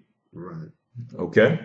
And if I can add something to that too, go ahead. with the whole earth Mm-hmm. and the fact that, you know, the topic is the mark of the beast. Mm-hmm. People assume the so-called third world, which is places like India, Africa, okay, these parts of the earth are labeled third world, and the technology, the infrastructure is already in place, like the internet and all these other technologies. Mm-hmm. It's already in place in these countries, in these parts of the earth, to some extent even more advanced than so-called Western countries. Exactly. Because with these third world countries, a lot of people sometimes think that, well, these places, even though it is true with some of these places, you'll be able to find some level of refuge from some of the technologies for a little while. But the honest to God truth, and we've seen this through experience in some of our travels, that the technology is being brought forth in many different ways. It may not be the same way that it's being introduced to America, but because these countries are third world and they want to be a part of the quote unquote American New World experience, they will willingly accept certain technologies that the Western world will kind of be iffy about. Like, we don't want something that's going to scan our eyes and things of that nature just yet. But these third world countries, because they want to be zoomed up to speed, and they want to get ahead of the ball when it comes to some of this technology, they will willingly accept things that the Western world won't. And they showed that a few years ago with India, where hundreds of people were going and getting fingerprint scans and iris scans for this new identification technology.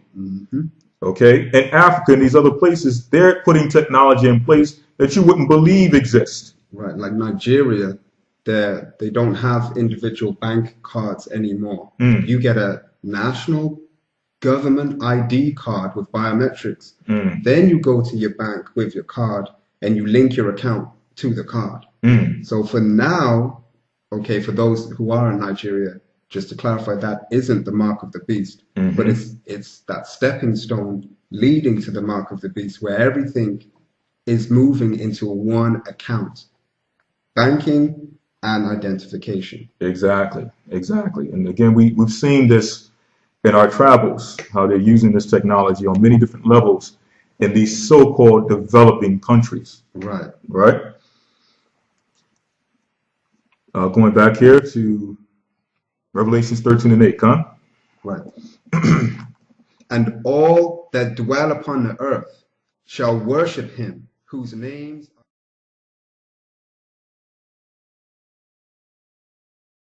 Why would the tormented souls in Hades only look forward to the judgment of the lake of fire?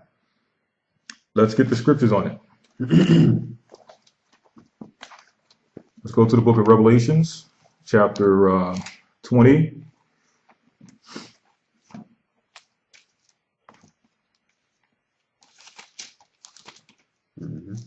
And let's start at verse 11 down to 15.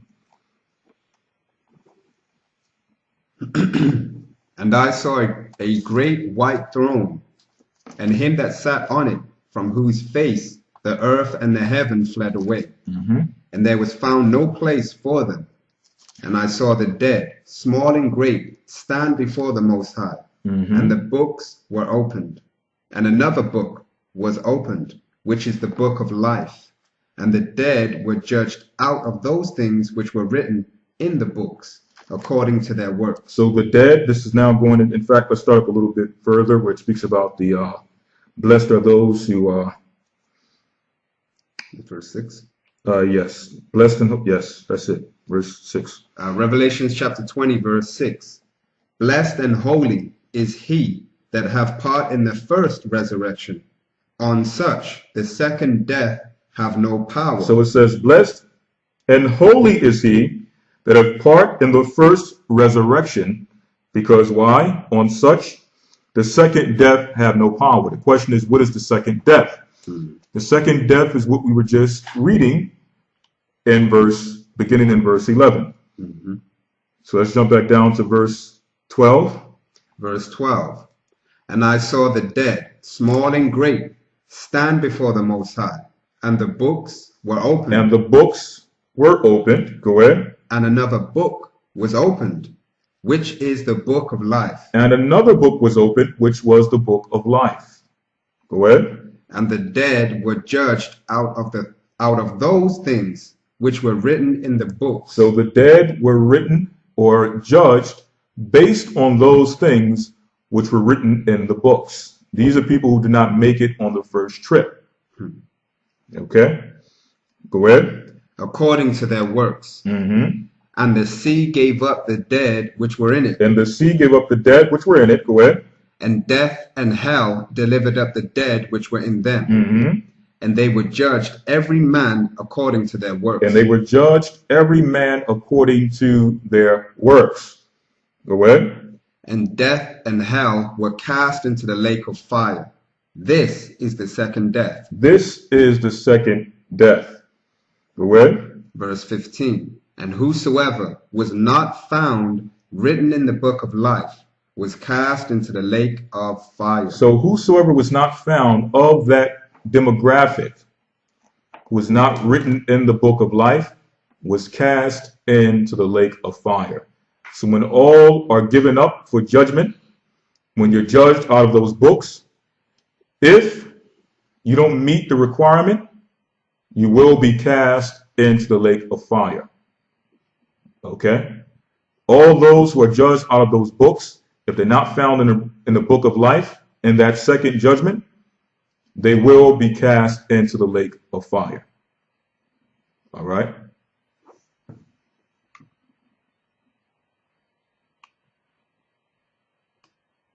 Next question. Next question. Someone says, children. And also, when you get the chance, look at that information we went into last week, showing what happens to those who die on the wrong side of the Most High. Because it tells you, when we read those scriptures out of the Apocrypha, the extra 70 scriptures, that those, one of the 7 ways that are showed unto those who are taken into torments is what? The only thing they have to look forward to is being cast into the lake of fire. Why? Because their works were weighed in a balance, and it's their works, their actions, that determine their judgment. Okay? Let's get that real quick in the book of 2nd Esdras.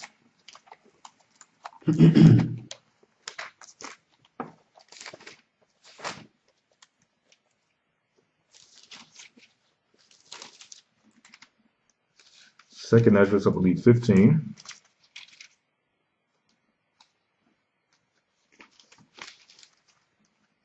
In fact, 16. Second Ezra 16 and 65.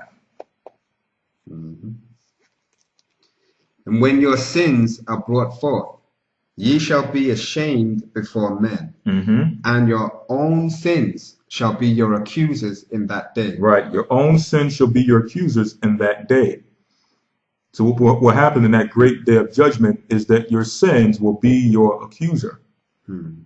So those who have done wrong and wrought wickedness and evil upon the earth, when they're raised, what will happen?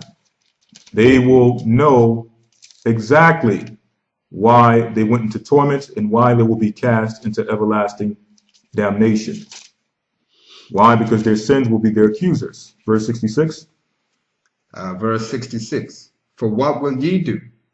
Or how will ye hide your sins before the Most High and his angels? Behold, the Most High himself is the judge. Fear him. Leave off from your sins and forget your iniquities. Right. So the time we have to repent and change and do right is the time we have here on earth. All right.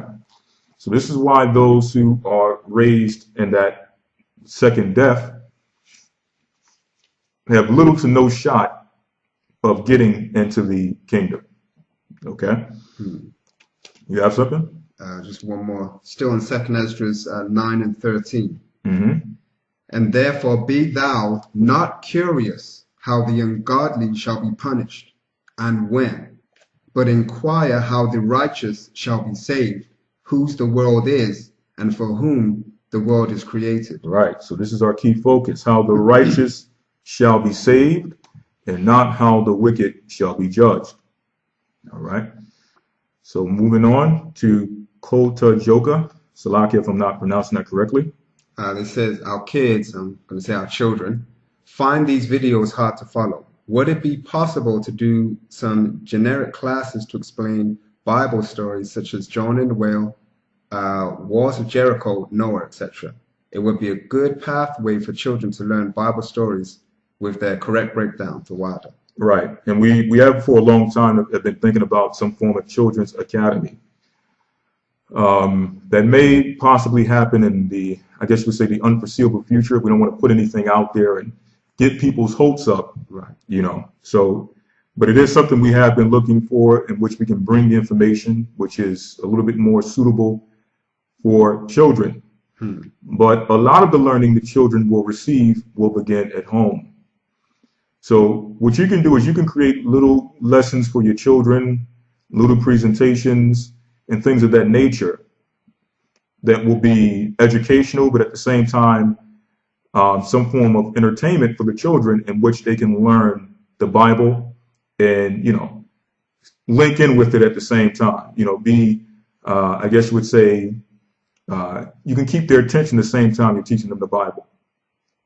All right. And of course, there's a lot of things out there you can get. There's like children's puzzles that are based on the Bible, and coloring books based on the Bible.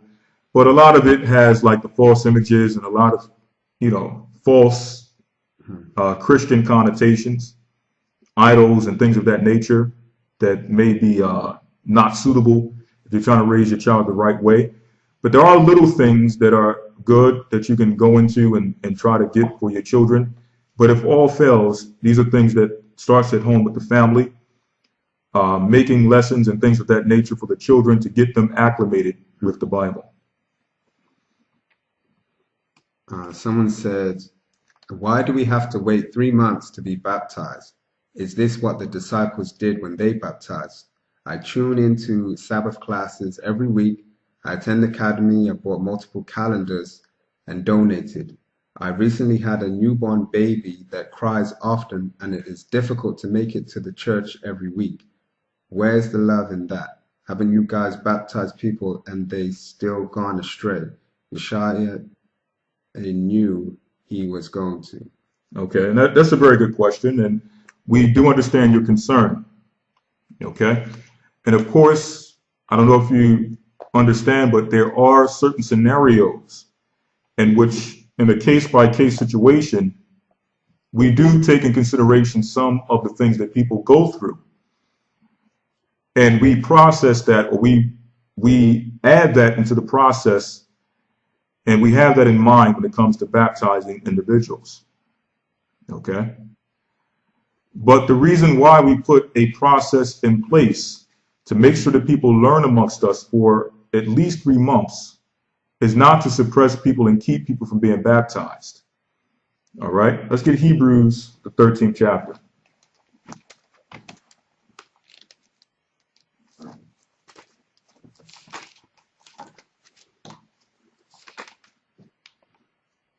All right.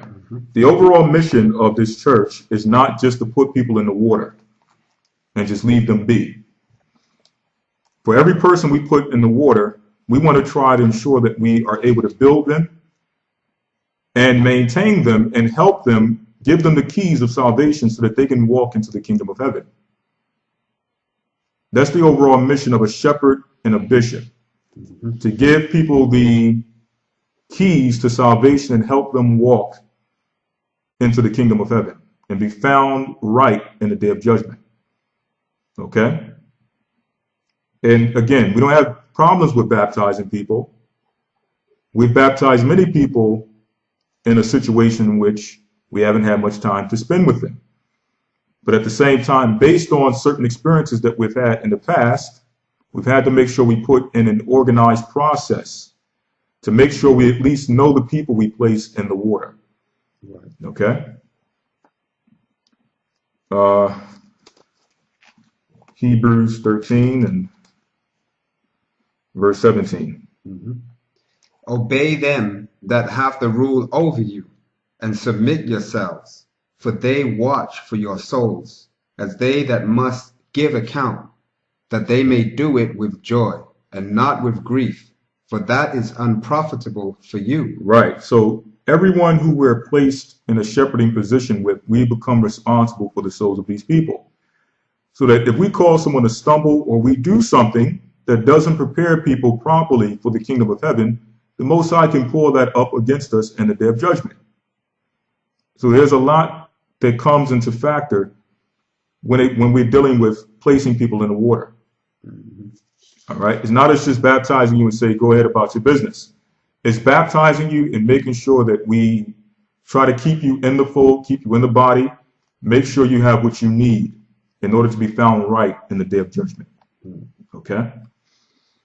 Now, again, we do have case-by-case situations in which, yes, there are situations like yours in which you may have not been amongst a physical body for 3 months, but we can take that into consideration and say, you know what? We can baptize you, but what we can't do is make extreme situations, the exceptions, the norm. Okay, because that totally defers and deters the whole process. Okay, there's a reason, and I understand that there's certain things we put in place, and people may not understand it at the very moment. But it's not until you actually come into some level of position of leadership and things of that nature when you start to see, you know what, when I was a student and I didn't understand certain things, I thought this was superfluous. This is just extra. Why are these things needed?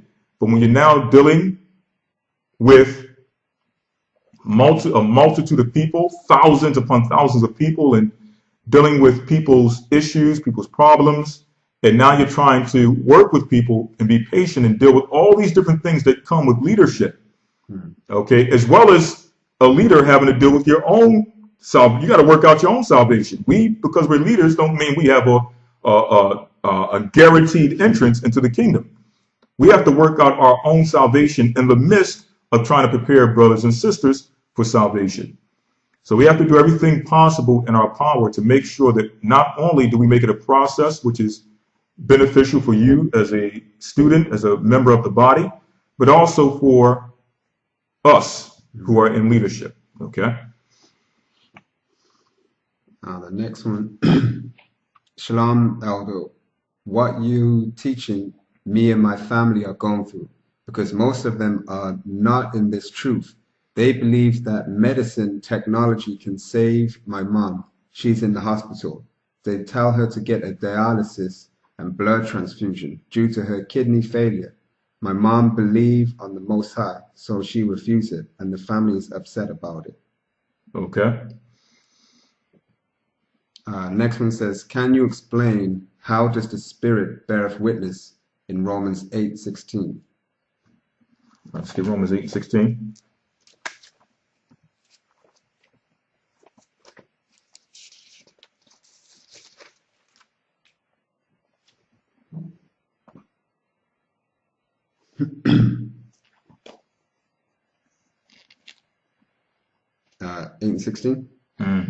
The Spirit itself beareth witness with our spirit that we are the children of the Most High. Right.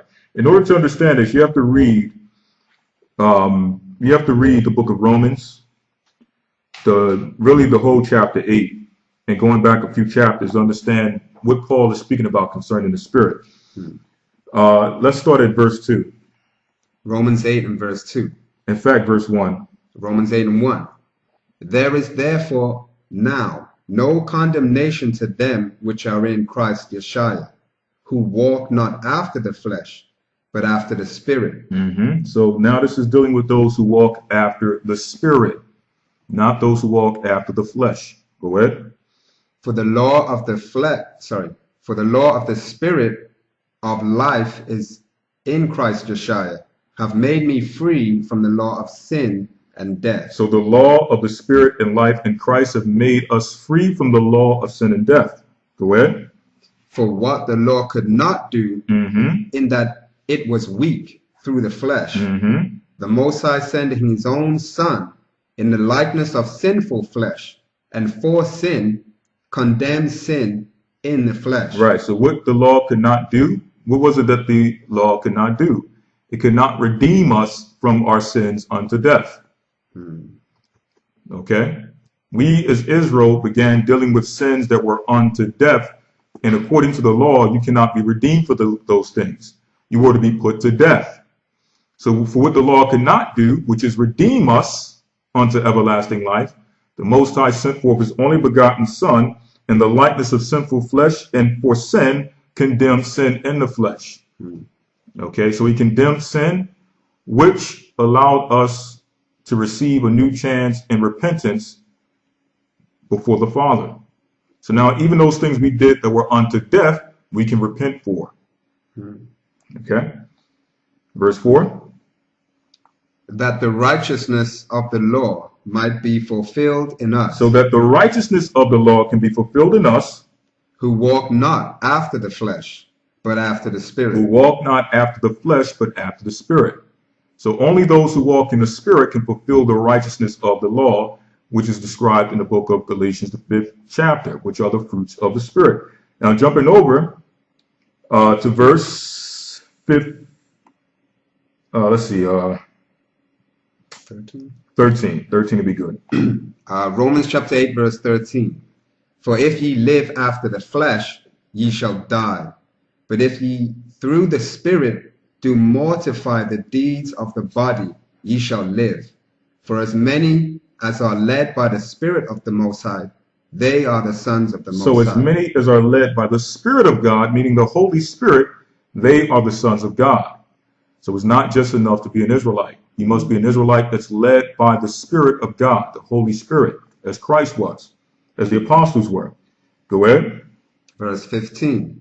For ye have not received the spirit of bondage again to fear. Right. So the Most High didn't send us the spirit of bondage again unto fear. Go ahead. But ye have received the spirit of adoption. But we received the spirit of adoption because we were cut off. The Most High no longer claimed us as a nation. We were bastards in the Most High's eye. Go ahead. Whereby we cry, Abba, Father. Now we receive the spirit of adoption, whereby we cry, Abba, Father. So through the Spirit of the Most High, we become sons of God, and God becomes our Father. Go ahead. Verse 16. The Spirit itself beareth witness with our spirit. So the Spirit itself, the Holy Spirit, beareth witness with our spirit. Go ahead. That we are the children of the Most High. That we are the children of the Most High. How does it bear witness? When we walk in the Spirit and not after the flesh. So the Spirit begins to bear witness with us when we walk after the Spirit and not after the flesh. And it bears witness that we are the sons of God. Go ahead. Verse 17. And if children, then heirs. And if children, then heirs. Go ahead. Heirs of the Most High, and joint heirs with Yeshua. And joint heirs with Christ. So once we become heirs, once we walk in the spirit of life and newness of life, we become children. And if we're children, we become heirs. Heirs of what? The promises of Abraham, Isaac, and Jacob. And I always say this, that we as Israel have not received anything. No promises are guaranteed to us just off the basis of being Israelites. All of those promises from Abraham, Isaac, and Jacob were promised to Christ. And it's only through Christ that we as Israel receive the promises. So it's not the other way around. It's not that Christ received it because he was an Israelite. Okay? Christ received it because it was promised unto him, and we as Israelites only receive it through Christ. Okay? So again, if children, then heirs. Christ was a child of the Most High, the son of the Most High, therefore he is an heir.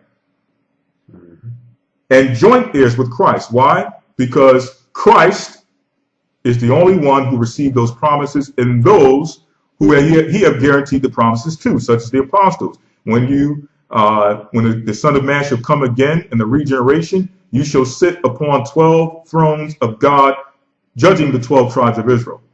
They were promised entrance into the kingdom. Elijah, Moses, the fathers, like Abraham, Isaac, and Jacob, the 12 patriarchs, they were promised entrance into the kingdom. Ezra, promised entrance into the kingdom. So these are people who have become joint heirs with Christ. We, as Israelites, are fighting to become joint heirs with Christ. All right? So, but to get back to your original question, the Spirit beareth witness with our spirit when we walk in the Spirit and not after the flesh. Okay?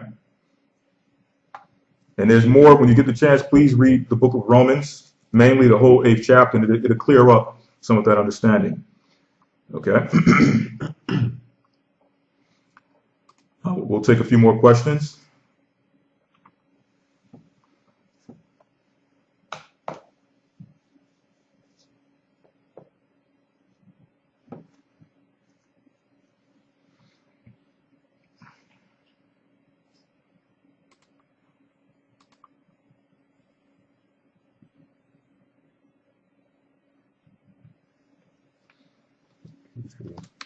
Will the last war occur is mentioned. We got your question, Adrian. We have your question, so you don't have to post your question anymore. Please leave it open for those who others who have questions. But to answer your question, will the war occur is mentioned in the Dead Sea Scrolls. It says an enemy from Chittim or Kittim will come up against those in the wilderness. I'm referring to the war scroll. And yes, some of the information in the Dead Sea Scrolls concerning the last war, the final impending battle, will take place. All right, next one. Next one here is, in the Ascension of Isaiah, let's go pretty quick. Right, it states,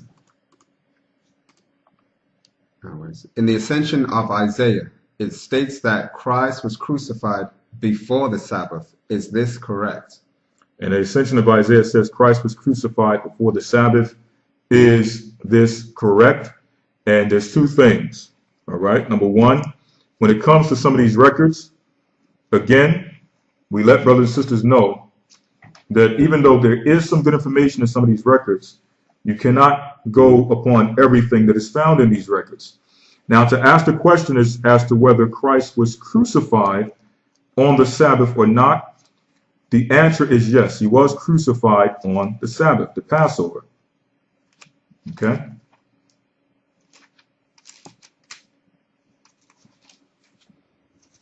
Let's go to the book. In fact, what you can do actually, so we don't have to go into a full, because I'm saying that in order to go into this, we'll have to go into a full 15-minute thing within itself, just to relay this information. So what you can do is you can go back to the lessons we've done on the true understanding of how the Passover was served. And as a matter of fact, during the Passover, that information will be covered as far as Christ, when he was crucified, and how those chains of events took place. Okay? Next one. Mm-hmm. Someone here, can you please cover what we are supposed to do and not supposed to do during fasting and Sabbath? Okay, what are we to do and not to do during fasting and the Sabbath? Let's go to Matthew, the 6th chapter first, to deal with the fasting. And just one moment here. We're going to finish the rest of these questions. The last one was, what are we to do and not to do when praying and the Sabbath, or fasting in the Sabbath? Salakia. Let's get on Matthew, the 6th chapter. Verse 16. Mm-hmm. Matthew chapter 6, verse 16. Moreover, when ye fast, be not as the hypocrites. So now Christ is instructing us on how to fast. He says, when we fast, be not as the hypocrites. Go ahead. Of a sad countenance. Of a sad countenance. That means walking around looking dismayed and confused, like you haven't eaten in 6 days. Right? And the reason why it does that is because, the reason why it says that is because you had those of our nation who, when they would fast, you would go out in public and you would look sad and sobbish and throw ashes upon your head, so on and so forth. That was an ancient practice. But Christ says, when you fast, be not of a sad countenance. Because some people do it just so someone can ask them a question. You know, brother, why are you looking sad? You know, you okay? Oh, man, I'm just fasting, man. It's been down for a few hours. I haven't eaten in a few hours. It's not even days yet. You know, it's just been a few hours. You know? So Christ says, don't do that. Why? Go ahead. For they disfigure their faces. They disfigure their faces. They throw ashes upon their heads. They do all types of things. Don't wash their face. Okay, look filthy. Why? To draw attention. Go ahead. That they may appear unto men to fast. That they may appear unto men to fast. So the whole purpose of this is not for the sake of them actually feeling the physical repercussions of not eating. They do it because they want to appear unto men to fast. They want men to know that they're fasting, and for men to look at them as something spiritual. Go ahead. Verily I say unto you, they have their reward. So Christ says they have their reward. What is their reward? Appearing unto men as spiritual. That's your reward. Men being able to look at you and say, oh, he must be dealing in the spirit. Look at him, he's fasting. You can see it in his face. That's your reward. Okay, go ahead. Verse 17. But thou, when thou fastest, anoint thine head. When you fast, anoint your head, meaning anoint or moisturize your head. Go ahead. And wash thy face. And wash your face. That thou appear not unto men to fast. That you appear not unto men to fast. Go ahead. But unto thy Father, which is in secret. But unto your Father, which is in secret. Only the Most High should know when you're fasting. And of course, if you're in a relationship, the Most High, or it tells us in the New Testament, I believe, was it 1 Corinthians? Just to check, where Paul says, when you separate from your partner, make sure it's in, 1 Corinthians 7, where it says, let the husband render unto the wife due benevolence, and likewise also the wife unto the husband. The wife have not power over her body, her own body, but the husband, and likewise also the husband have not power over his body, but the wife. Defraud ye not one another, except it be with consent for a time. So if you're going to fast, of course you're not going to publish it and advertise it to the whole world. But if you're in a relationship and you have those in your household, such as a wife and things of that nature, and vice versa, the wife dealing with her husband, it's okay to let them know that I'm going to be separate for a little bit. I'm going to be fasting. So these are the limits I'm putting in place. Okay? There's nothing wrong with doing that. Your other half should know when you're fasting so that they don't breach the line that you're trying to set forth and that connection you're trying to make. Okay? So that when they, when they're trying to deal with certain things and trying to embrace you, you don't, just be standoffish and they don't know what's going on. Okay, let your other half know, okay, babe, I'm going to fast. Let me, these are the parameters I'm setting forth. I'm not going to be really eating or drinking, and we're going to abstain from certain levels of embracing. Okay? Go ahead. That thou appear not unto men to fast, but unto thy Father which is in secret. But unto your Father which is in secret, go ahead.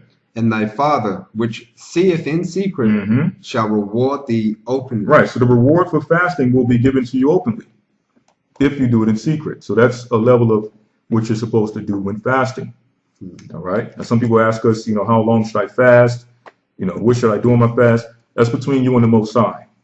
So if you establish with the Most High that you're going to do a 3-day fast, then that's something you establish with the Most High, and you don't break that covenant.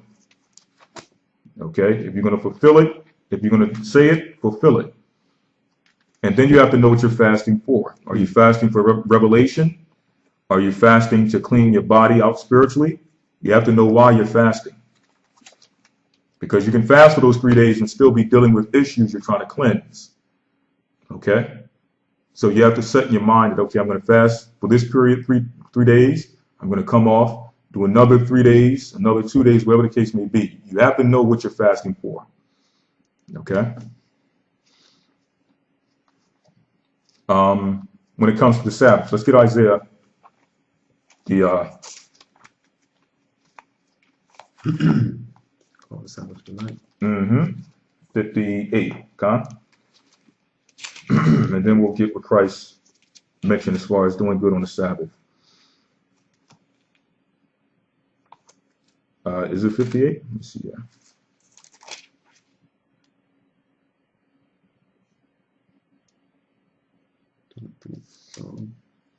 Okay, that goes into the fasting. In fact, let's read this also. Isaiah 58:3. Then we're going to get the one for the Sabbath. Isaiah 58:3. Wherefore have we fasted, say they, and thou seest not? Wherefore have we afflicted our soul, and thou takest no knowledge? Behold, in the day of your fast ye find pleasure. Right, so they're asking the question, but the Most High is asking the question, wherefore have we fasted, say they, and thou seest not? So why is it that we're fasting and you're not acknowledging our fast? Wherefore have we afflicted our soul, and thou takest no knowledge? Why is it that we afflict our souls through fasting, and you don't acknowledge it? Now the Most High is going to explain why he doesn't acknowledge certain fasts. Where? Behold, in the day of your fast ye find pleasure. In the day of your fast you find pleasure. You're still doing your own will. Okay? You're dealing in activity you're not supposed to. You're dealing with your own acquaintance. When fasting is a separation from not only a physical separation through food, but also a spiritual separation. Okay, so you're to abstain from many different things and try your best to connect to the Most High during the time of your fast. But it says in our fast, our forefathers, it said we found pleasure in the day of our fast. Go ahead. And exact all your labors. And you exact all your labors. You do all your own acquaintance. Here it is, you're trying to connect to the Most High, but yet you're exacting your labors. Okay? Go ahead. Verse 4. Behold, ye fast for strife and debate. Ye fast for strife and debate. That's the sole purpose of your fasting, strife and debate. I'm more spiritual than you because I'm fasting. Or you're fasting to receive some level of revelation that you can use against someone else. I'm fast. Most of the time, give me the scripture. I'm going to be able to cut him so bad. Okay? That's the reason why people sometimes fast. They want to feel like they got some type of spiritual power in a time in which they're trying to go against a brother or sister. All right? And going back to when it says you exact all your labors, that means you're now collecting money, making exact on your labors in the time of your fast. All right? Back then you had servants and things of that nature and those who you lend it to. All right? So if you lend it to someone, then the Bible says forgive debts. But in this case, you got somebody not forgiving debts, trying to connect with the Most High, but at the same time exacting everything they gave out, everything they lent. Okay? So the Most High is showing us the error of our ways. Even when we're trying to be spiritual, we still find carnality and wickedness within that. Go ahead. Behold, ye fast for strife and debate, and to smite with the fist of wickedness. Ye shall not fast as you do this day. Right. So no longer are you going to fast like this. This is why Christ had to give us the new way of fasting, how to deal with fasting. Go ahead. To make your voice to be heard on high. To make your voice to be heard on high. To proclaim your fast before men. I'm fasting. Everyone should know. I'm going to disfigure my face. I'm going to put ashes on my head. I'm not going to clean myself. I'm not going to brush my teeth. All right. I'm going to do everything in my power to declare before men that I'm not eating food. Why? Because they got to see that I'm spiritual. Right? Verse 5. Is it such a fast that I have chosen? Is it a fast that I've chosen? The Most High didn't choose for you to do so. That wasn't his plan when he told us to fast. Okay, go ahead. A day for a man to afflict his soul. Go ahead. Is it to bow down his head as a bulrush? Is it to bow down your head as a bulrush? Go ahead. And to spread sackcloth and ashes under him. To spread sackcloth and ashes under him. Even though that was a custom, it became a thing to do for show. Okay, dealing with sackcloth and ashes. Go ahead. Wilt thou call this a fast? Are you going to call that a fast? And an acceptable day to the Most High. And an acceptable day to the Most High. And we had a chief fast day, which was what? The Day of Atonement. Go ahead. Verse 6. Is not this the fast that I have chosen? This is the fast that the Most High chose. Go ahead. To loose the bands of wickedness. To loose the bands of wickedness. To undo the heavy burdens. To undo the heavy burdens. And to let the oppressed go free. To let the oppressed go free. And that ye break every yoke. And that ye break every yoke. This is what the Most High looks for in a fast. Okay, go ahead.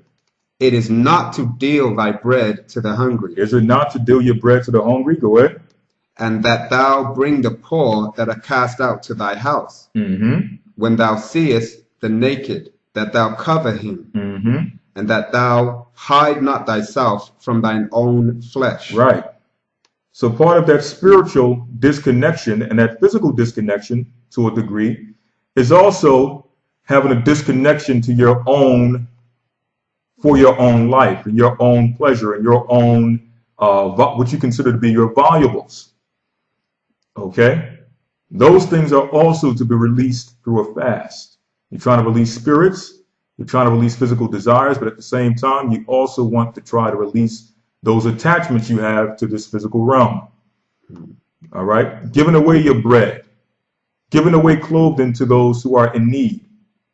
All right? These are the things that are acceptable unto the Most High in a fast. Okay? Let's get last one. Let's get the one on the Sabbath. Calling the Sabbath or the light. Let me see. Is it 56? Let me see here. One moment.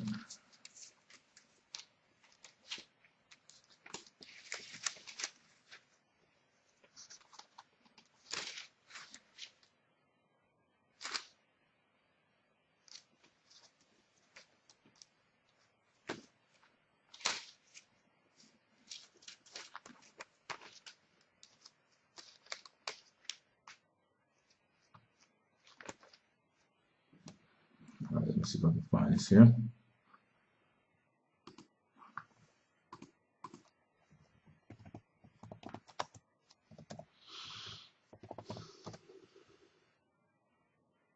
$58. Okay. So I think that's the one we just came from, right? Right. 13. 58 and 13. Go ahead. If thou turn away thy foot from the Sabbath, from doing thy pleasure on my holy day, and call the Sabbath a delight, the holy of the Most High, honorable, and shalt honor him, not doing thine own ways, nor finding thine own pleasure. Right. So like it. So when it says, if thou turn away thy foot from the Sabbath, your foot meaning your own works, your own will. Go ahead. From doing thy pleasure on my holy day. From doing thy pleasure on my holy day. This is the whole purpose of the Sabbath. Go ahead. And call the Sabbath a delight. And call a Sabbath a delight. You have some people who say, man, I can't wait for that sun to go down so I can indulge myself in my lust, right? And call the Sabbath a delight. Go ahead. The holy of the Most High, honorable. The holy of the Most High, honorable, because the Sabbath is an honorable day. We're remembering the day that the Most High finished all his works, his great works in creation. So it's a day of honor. Go ahead. And shalt honor him, not doing thine own ways. Not doing your own ways. Nor finding thine own pleasure. Not finding thine own pleasure. Go ahead. Nor speaking thine own words. Nor speaking thine own words. Go ahead. Then shalt thou delight thyself in the Most High, and I will cause thee to ride upon the high places of the earth, and feed thee with the heritage of Jacob thy father. For the mouth of the Most High hath spoken it. Right, exactly. Now some people may ask, how can we accomplish this? Should we just sit in the corner and, wait until the sun goes down? And the answer is no. The Most High says, make his Sabbath a delight. So when you look at for example, the holidays of this world, when they used to come around, you have to remember some of the things that made you attached to those holidays, to where they were a delight unto you. Where every year you looked at those things and said, man, I can't wait for this to come up. You're looking at the calendar, counting down days. Man, Thanksgiving is coming. Man, Christmas is coming. You have to look at some of those things, the spiritual things, the good aspect, the family coming together, food and certain activities you would do, spiritual activities you would do amongst the family. Look at those things and apply those things to the Sabbath so that you can look forward to the Sabbath the same way you used to look forward to those satanic holidays. Okay? You have to make the Sabbath a delight. It's not, nobody's going to do that for you. You have to find ways with yourself and your family to make your Sabbath something pleasurable and a delight that you all look forward to every week. Okay?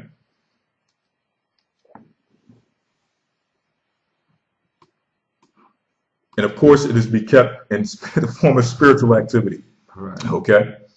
I'm not saying come together with the family and have a basketball game or something like that. Come together with the family. If you have children, pull out you have puzzles and things of that nature. Just little things, okay? Pull out a chessboard or something like that. Sit down and discuss scriptures. Put on some spiritual music, okay? Make a meal that you usually don't make, okay? Or prepare a meal before the Sabbath, going into the Sabbath, that you usually don't make throughout the year. Because on Thanksgiving, one thing we've enjoyed in the States is that during that time of year, you had food that you could not get during any other time of the year. So for the Sabbath, try to do something creative like, okay, I'm going to make a meal for the Sabbath and the preparation of the Sabbath that we usually don't have. Let me make something special. Right. Something we look forward to from week to week. Make it something desirable for you and your family. Okay?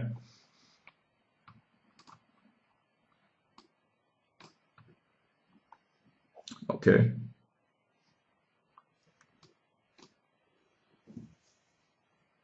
Is that the last one then? Mm-hmm. Great lesson. Just wanted to say that I think someone had one here, and we'll just summarize the question here, or the answer. Could you explain Romans 14? Okay. Could you please explain Romans 14, 1 through 21 on unclean food and scriptures on this issue in the New Testament? All right, two things. Just to summarize, Romans 14 and 1 is not dealing with unclean foods in the sense of a pig, rabbit, and things of that nature. It's dealing with unclean food in the sense of food that has been offered unto idols. So this is a food, it could be a lamb, it could be a cow, so on and so forth, but because it was offered unto an idol, you had those who were weak in their conscience towards it. So because they were weak in their conscience, they decided to abstain from meat, period, and decided to only eat herbs. So those who ate all things were those who ate food, which was meat as well as vegetables. And then you have those who abstained from meat. Why? Because they were afraid of eating meat sacrificed unto idols. It had nothing to do with pigs and things of that nature, and lobster and any other thing that people consider delicacy. And we have to get this idea out of our mind. Like even when we see the word food and eat, we have to pig, shrimp, crab, and lobster out of our mind. Right. Food is that which is given unto us for nourishment. What did the Most High set as food in Scripture? Well, the Most High had a dietary law to separate what was clean from unclean. Right. So a pig is not really food. It don't matter how much you season it, fry it, bake it, roast it, grill it. It's not food. Why? Because it was not suitable. It was never suitable for nourishment. Lobster is not food. Why? Because it was not created for nourishment, nor suitable for nourishment or consumption. Food is that which is suitable for nourishment and consumption. What did the Most High make suitable for nourishment and consumption? You read about it in the dietary law of the Bible.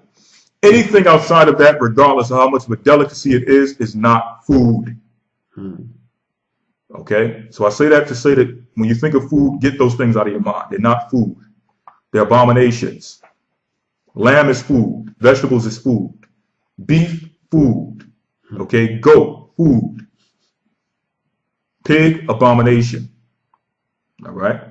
But what you can do is you can go to our website. We have a section dedicated totally to clean and unclean animals. And we have a breakdown of scriptures such as Romans 14.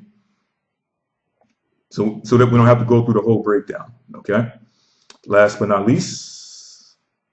Elijah Wickens. Mm-hmm. Shalom, brothers. Great lesson. Just wanted to say that I've been praying for you all and pray that it's the Most High's will that I will be able to connect with GOCC. Keep preaching the truth with boldness. May all praises be to the Most High in Christ, the Holy Spirit, and may you continue to stay linked in and learn. Okay, we know it's hard for a lot of you. We're working on a lot of things to try to build a more organized structure, which will be better for brothers and sisters who come into the body. And yes, keep us in your prayers and we will keep you in our prayers. All right. Last but not least, just to give an announcement, the calendars are available for order. And what you can do is go to our website, gatheringofchrist.org, to get details on how to order a calendar. Okay? And these calendars can be ordered directly from the website. So you don't necessarily have to send an email. If you want to order calendars, whether you're trying to order 1 calendar or 100 calendars, go to our website and it has a form you can fill out to order those calendars. All right? And as well as the information of the cost and things of that nature. So go to our website again, gatheringofchrist.org, and go to where it says, I believe, pre-order. In fact, let me get the exact wording.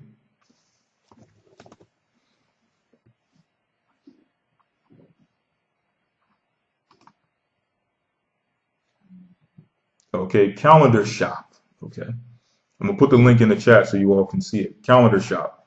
And again, whether you're ordering 1 or 100, please go to this section that I'm about to paste in the chat and the website.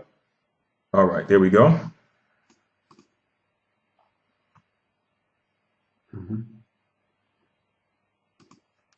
Right.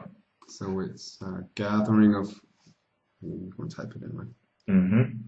Yeah, Gathering of Christ, calendar 2016. And I'll just paste this in the chat.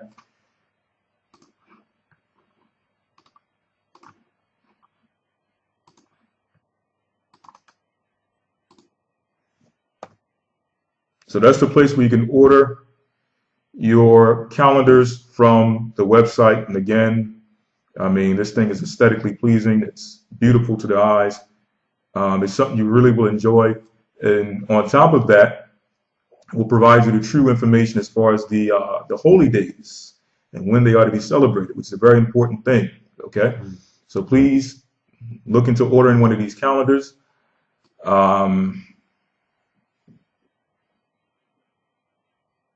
All the information you need is here. All the information you need to fill out as far as state, country, everything you would need to have this stuff shipped to you, as well as the number of calendars that are needed is in this form that you can fill out.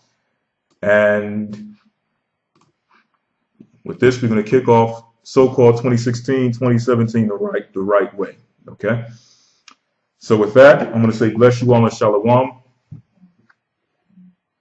Yes, also the new academy will begin April 3rd, if I'm not mistaken. April 3rd. And with this new academy, what we're doing is we're revamping the lessons. So for those who have been in the past academies, I know for a long time we've been mentioning of adding certain things, but with this academy, we're definitely going to be revamping the academy lessons. So it should be a treat even for those who have been in the academy from time to time. But anyway, if anyone has been in the academy from time to time, we know that the information is always taught in the way in which the Spirit leads it, in which new information may be brought out from academy to academy. So there's a 12-week lesson, and at the end of the 12-week course, after the 12 weeks, we have our final test. In between the 12 weeks, for each week, you have a quiz that you can take online for your own studying purposes. And within the academy, we have the ancient Hebrew. We have the new segment, which of course, that itself is never the same from time to time because there's new articles from time to time. And it keeps you updated on what's going on in prophecy, what's going on in world news, so on and so forth, and in connection with the Bible. And then after that, after the news segment, we have our biblical/historical breakdown in which we have 12 different lessons ranging from the creation to the universe, all the way to Christ and the gospel in the Old Testament, showing the existence of Christ, the prophecies pertaining to him, as well as the whole gospel being contained in the Old Testament. I mean, a wealth of information is contained in this academy. The Daniel 7 breakdown, the breakdown of the 4 beasts, the empires, so on and so forth. So if you want that information and more, please send an email to gathering as one. That's the word one or letter one, not the letter, the number one. So gathering as one, the number one at AOL.com. And you'll receive information on how to become a part of the academy. In fact, I believe there's something on the website for the academy also that we can paste in the chat. And also, with our elders and deacons course, I know you all have been hearing about it. What we're going to do is we're opening it up, and the requirements for this particular elders and deacons lesson, which will be for Tuesdays for the elders and deacons and Thursdays for the sisters. You must be a baptized member for at least 2 years. You must be at least of 30 years and older to be a part of this course, at least 30 years and older, baptized for at least 2 years under a body. And also, another thing we wanted to mention is that if you have someone who may be in their 40s or 50s, who may have not been baptized for 2 years, but they may have been baptized and been fervent for at least a year, someone who is of age, if they seek to be within this this course, they can be within it also. All right, and it's open to everyone who meets those requirements. Again, at least 30 years and older, and have been baptized learning of under the church for at least 2 years. And you also have to be in the academy, meaning that during the same time we have the elders and deacons classes, you must be enrolled in the academy, and we're doing that for administration purposes. Okay, so it can be, I was in the academy a few academies ago, can I get in? You must be in the current academy that's upcoming to partake in this, in this course. And again, it's for administration purposes. And it's open for everyone who fits those requirements. All right. So those are the things we have looking forward to in the future, and I believe that's also going to be a very important aspect of our ministry going forward, helping to find the leaders amongst us and focus and raise up those people so that we can begin to add laborers to the field. As Christ said, the work is plenteous.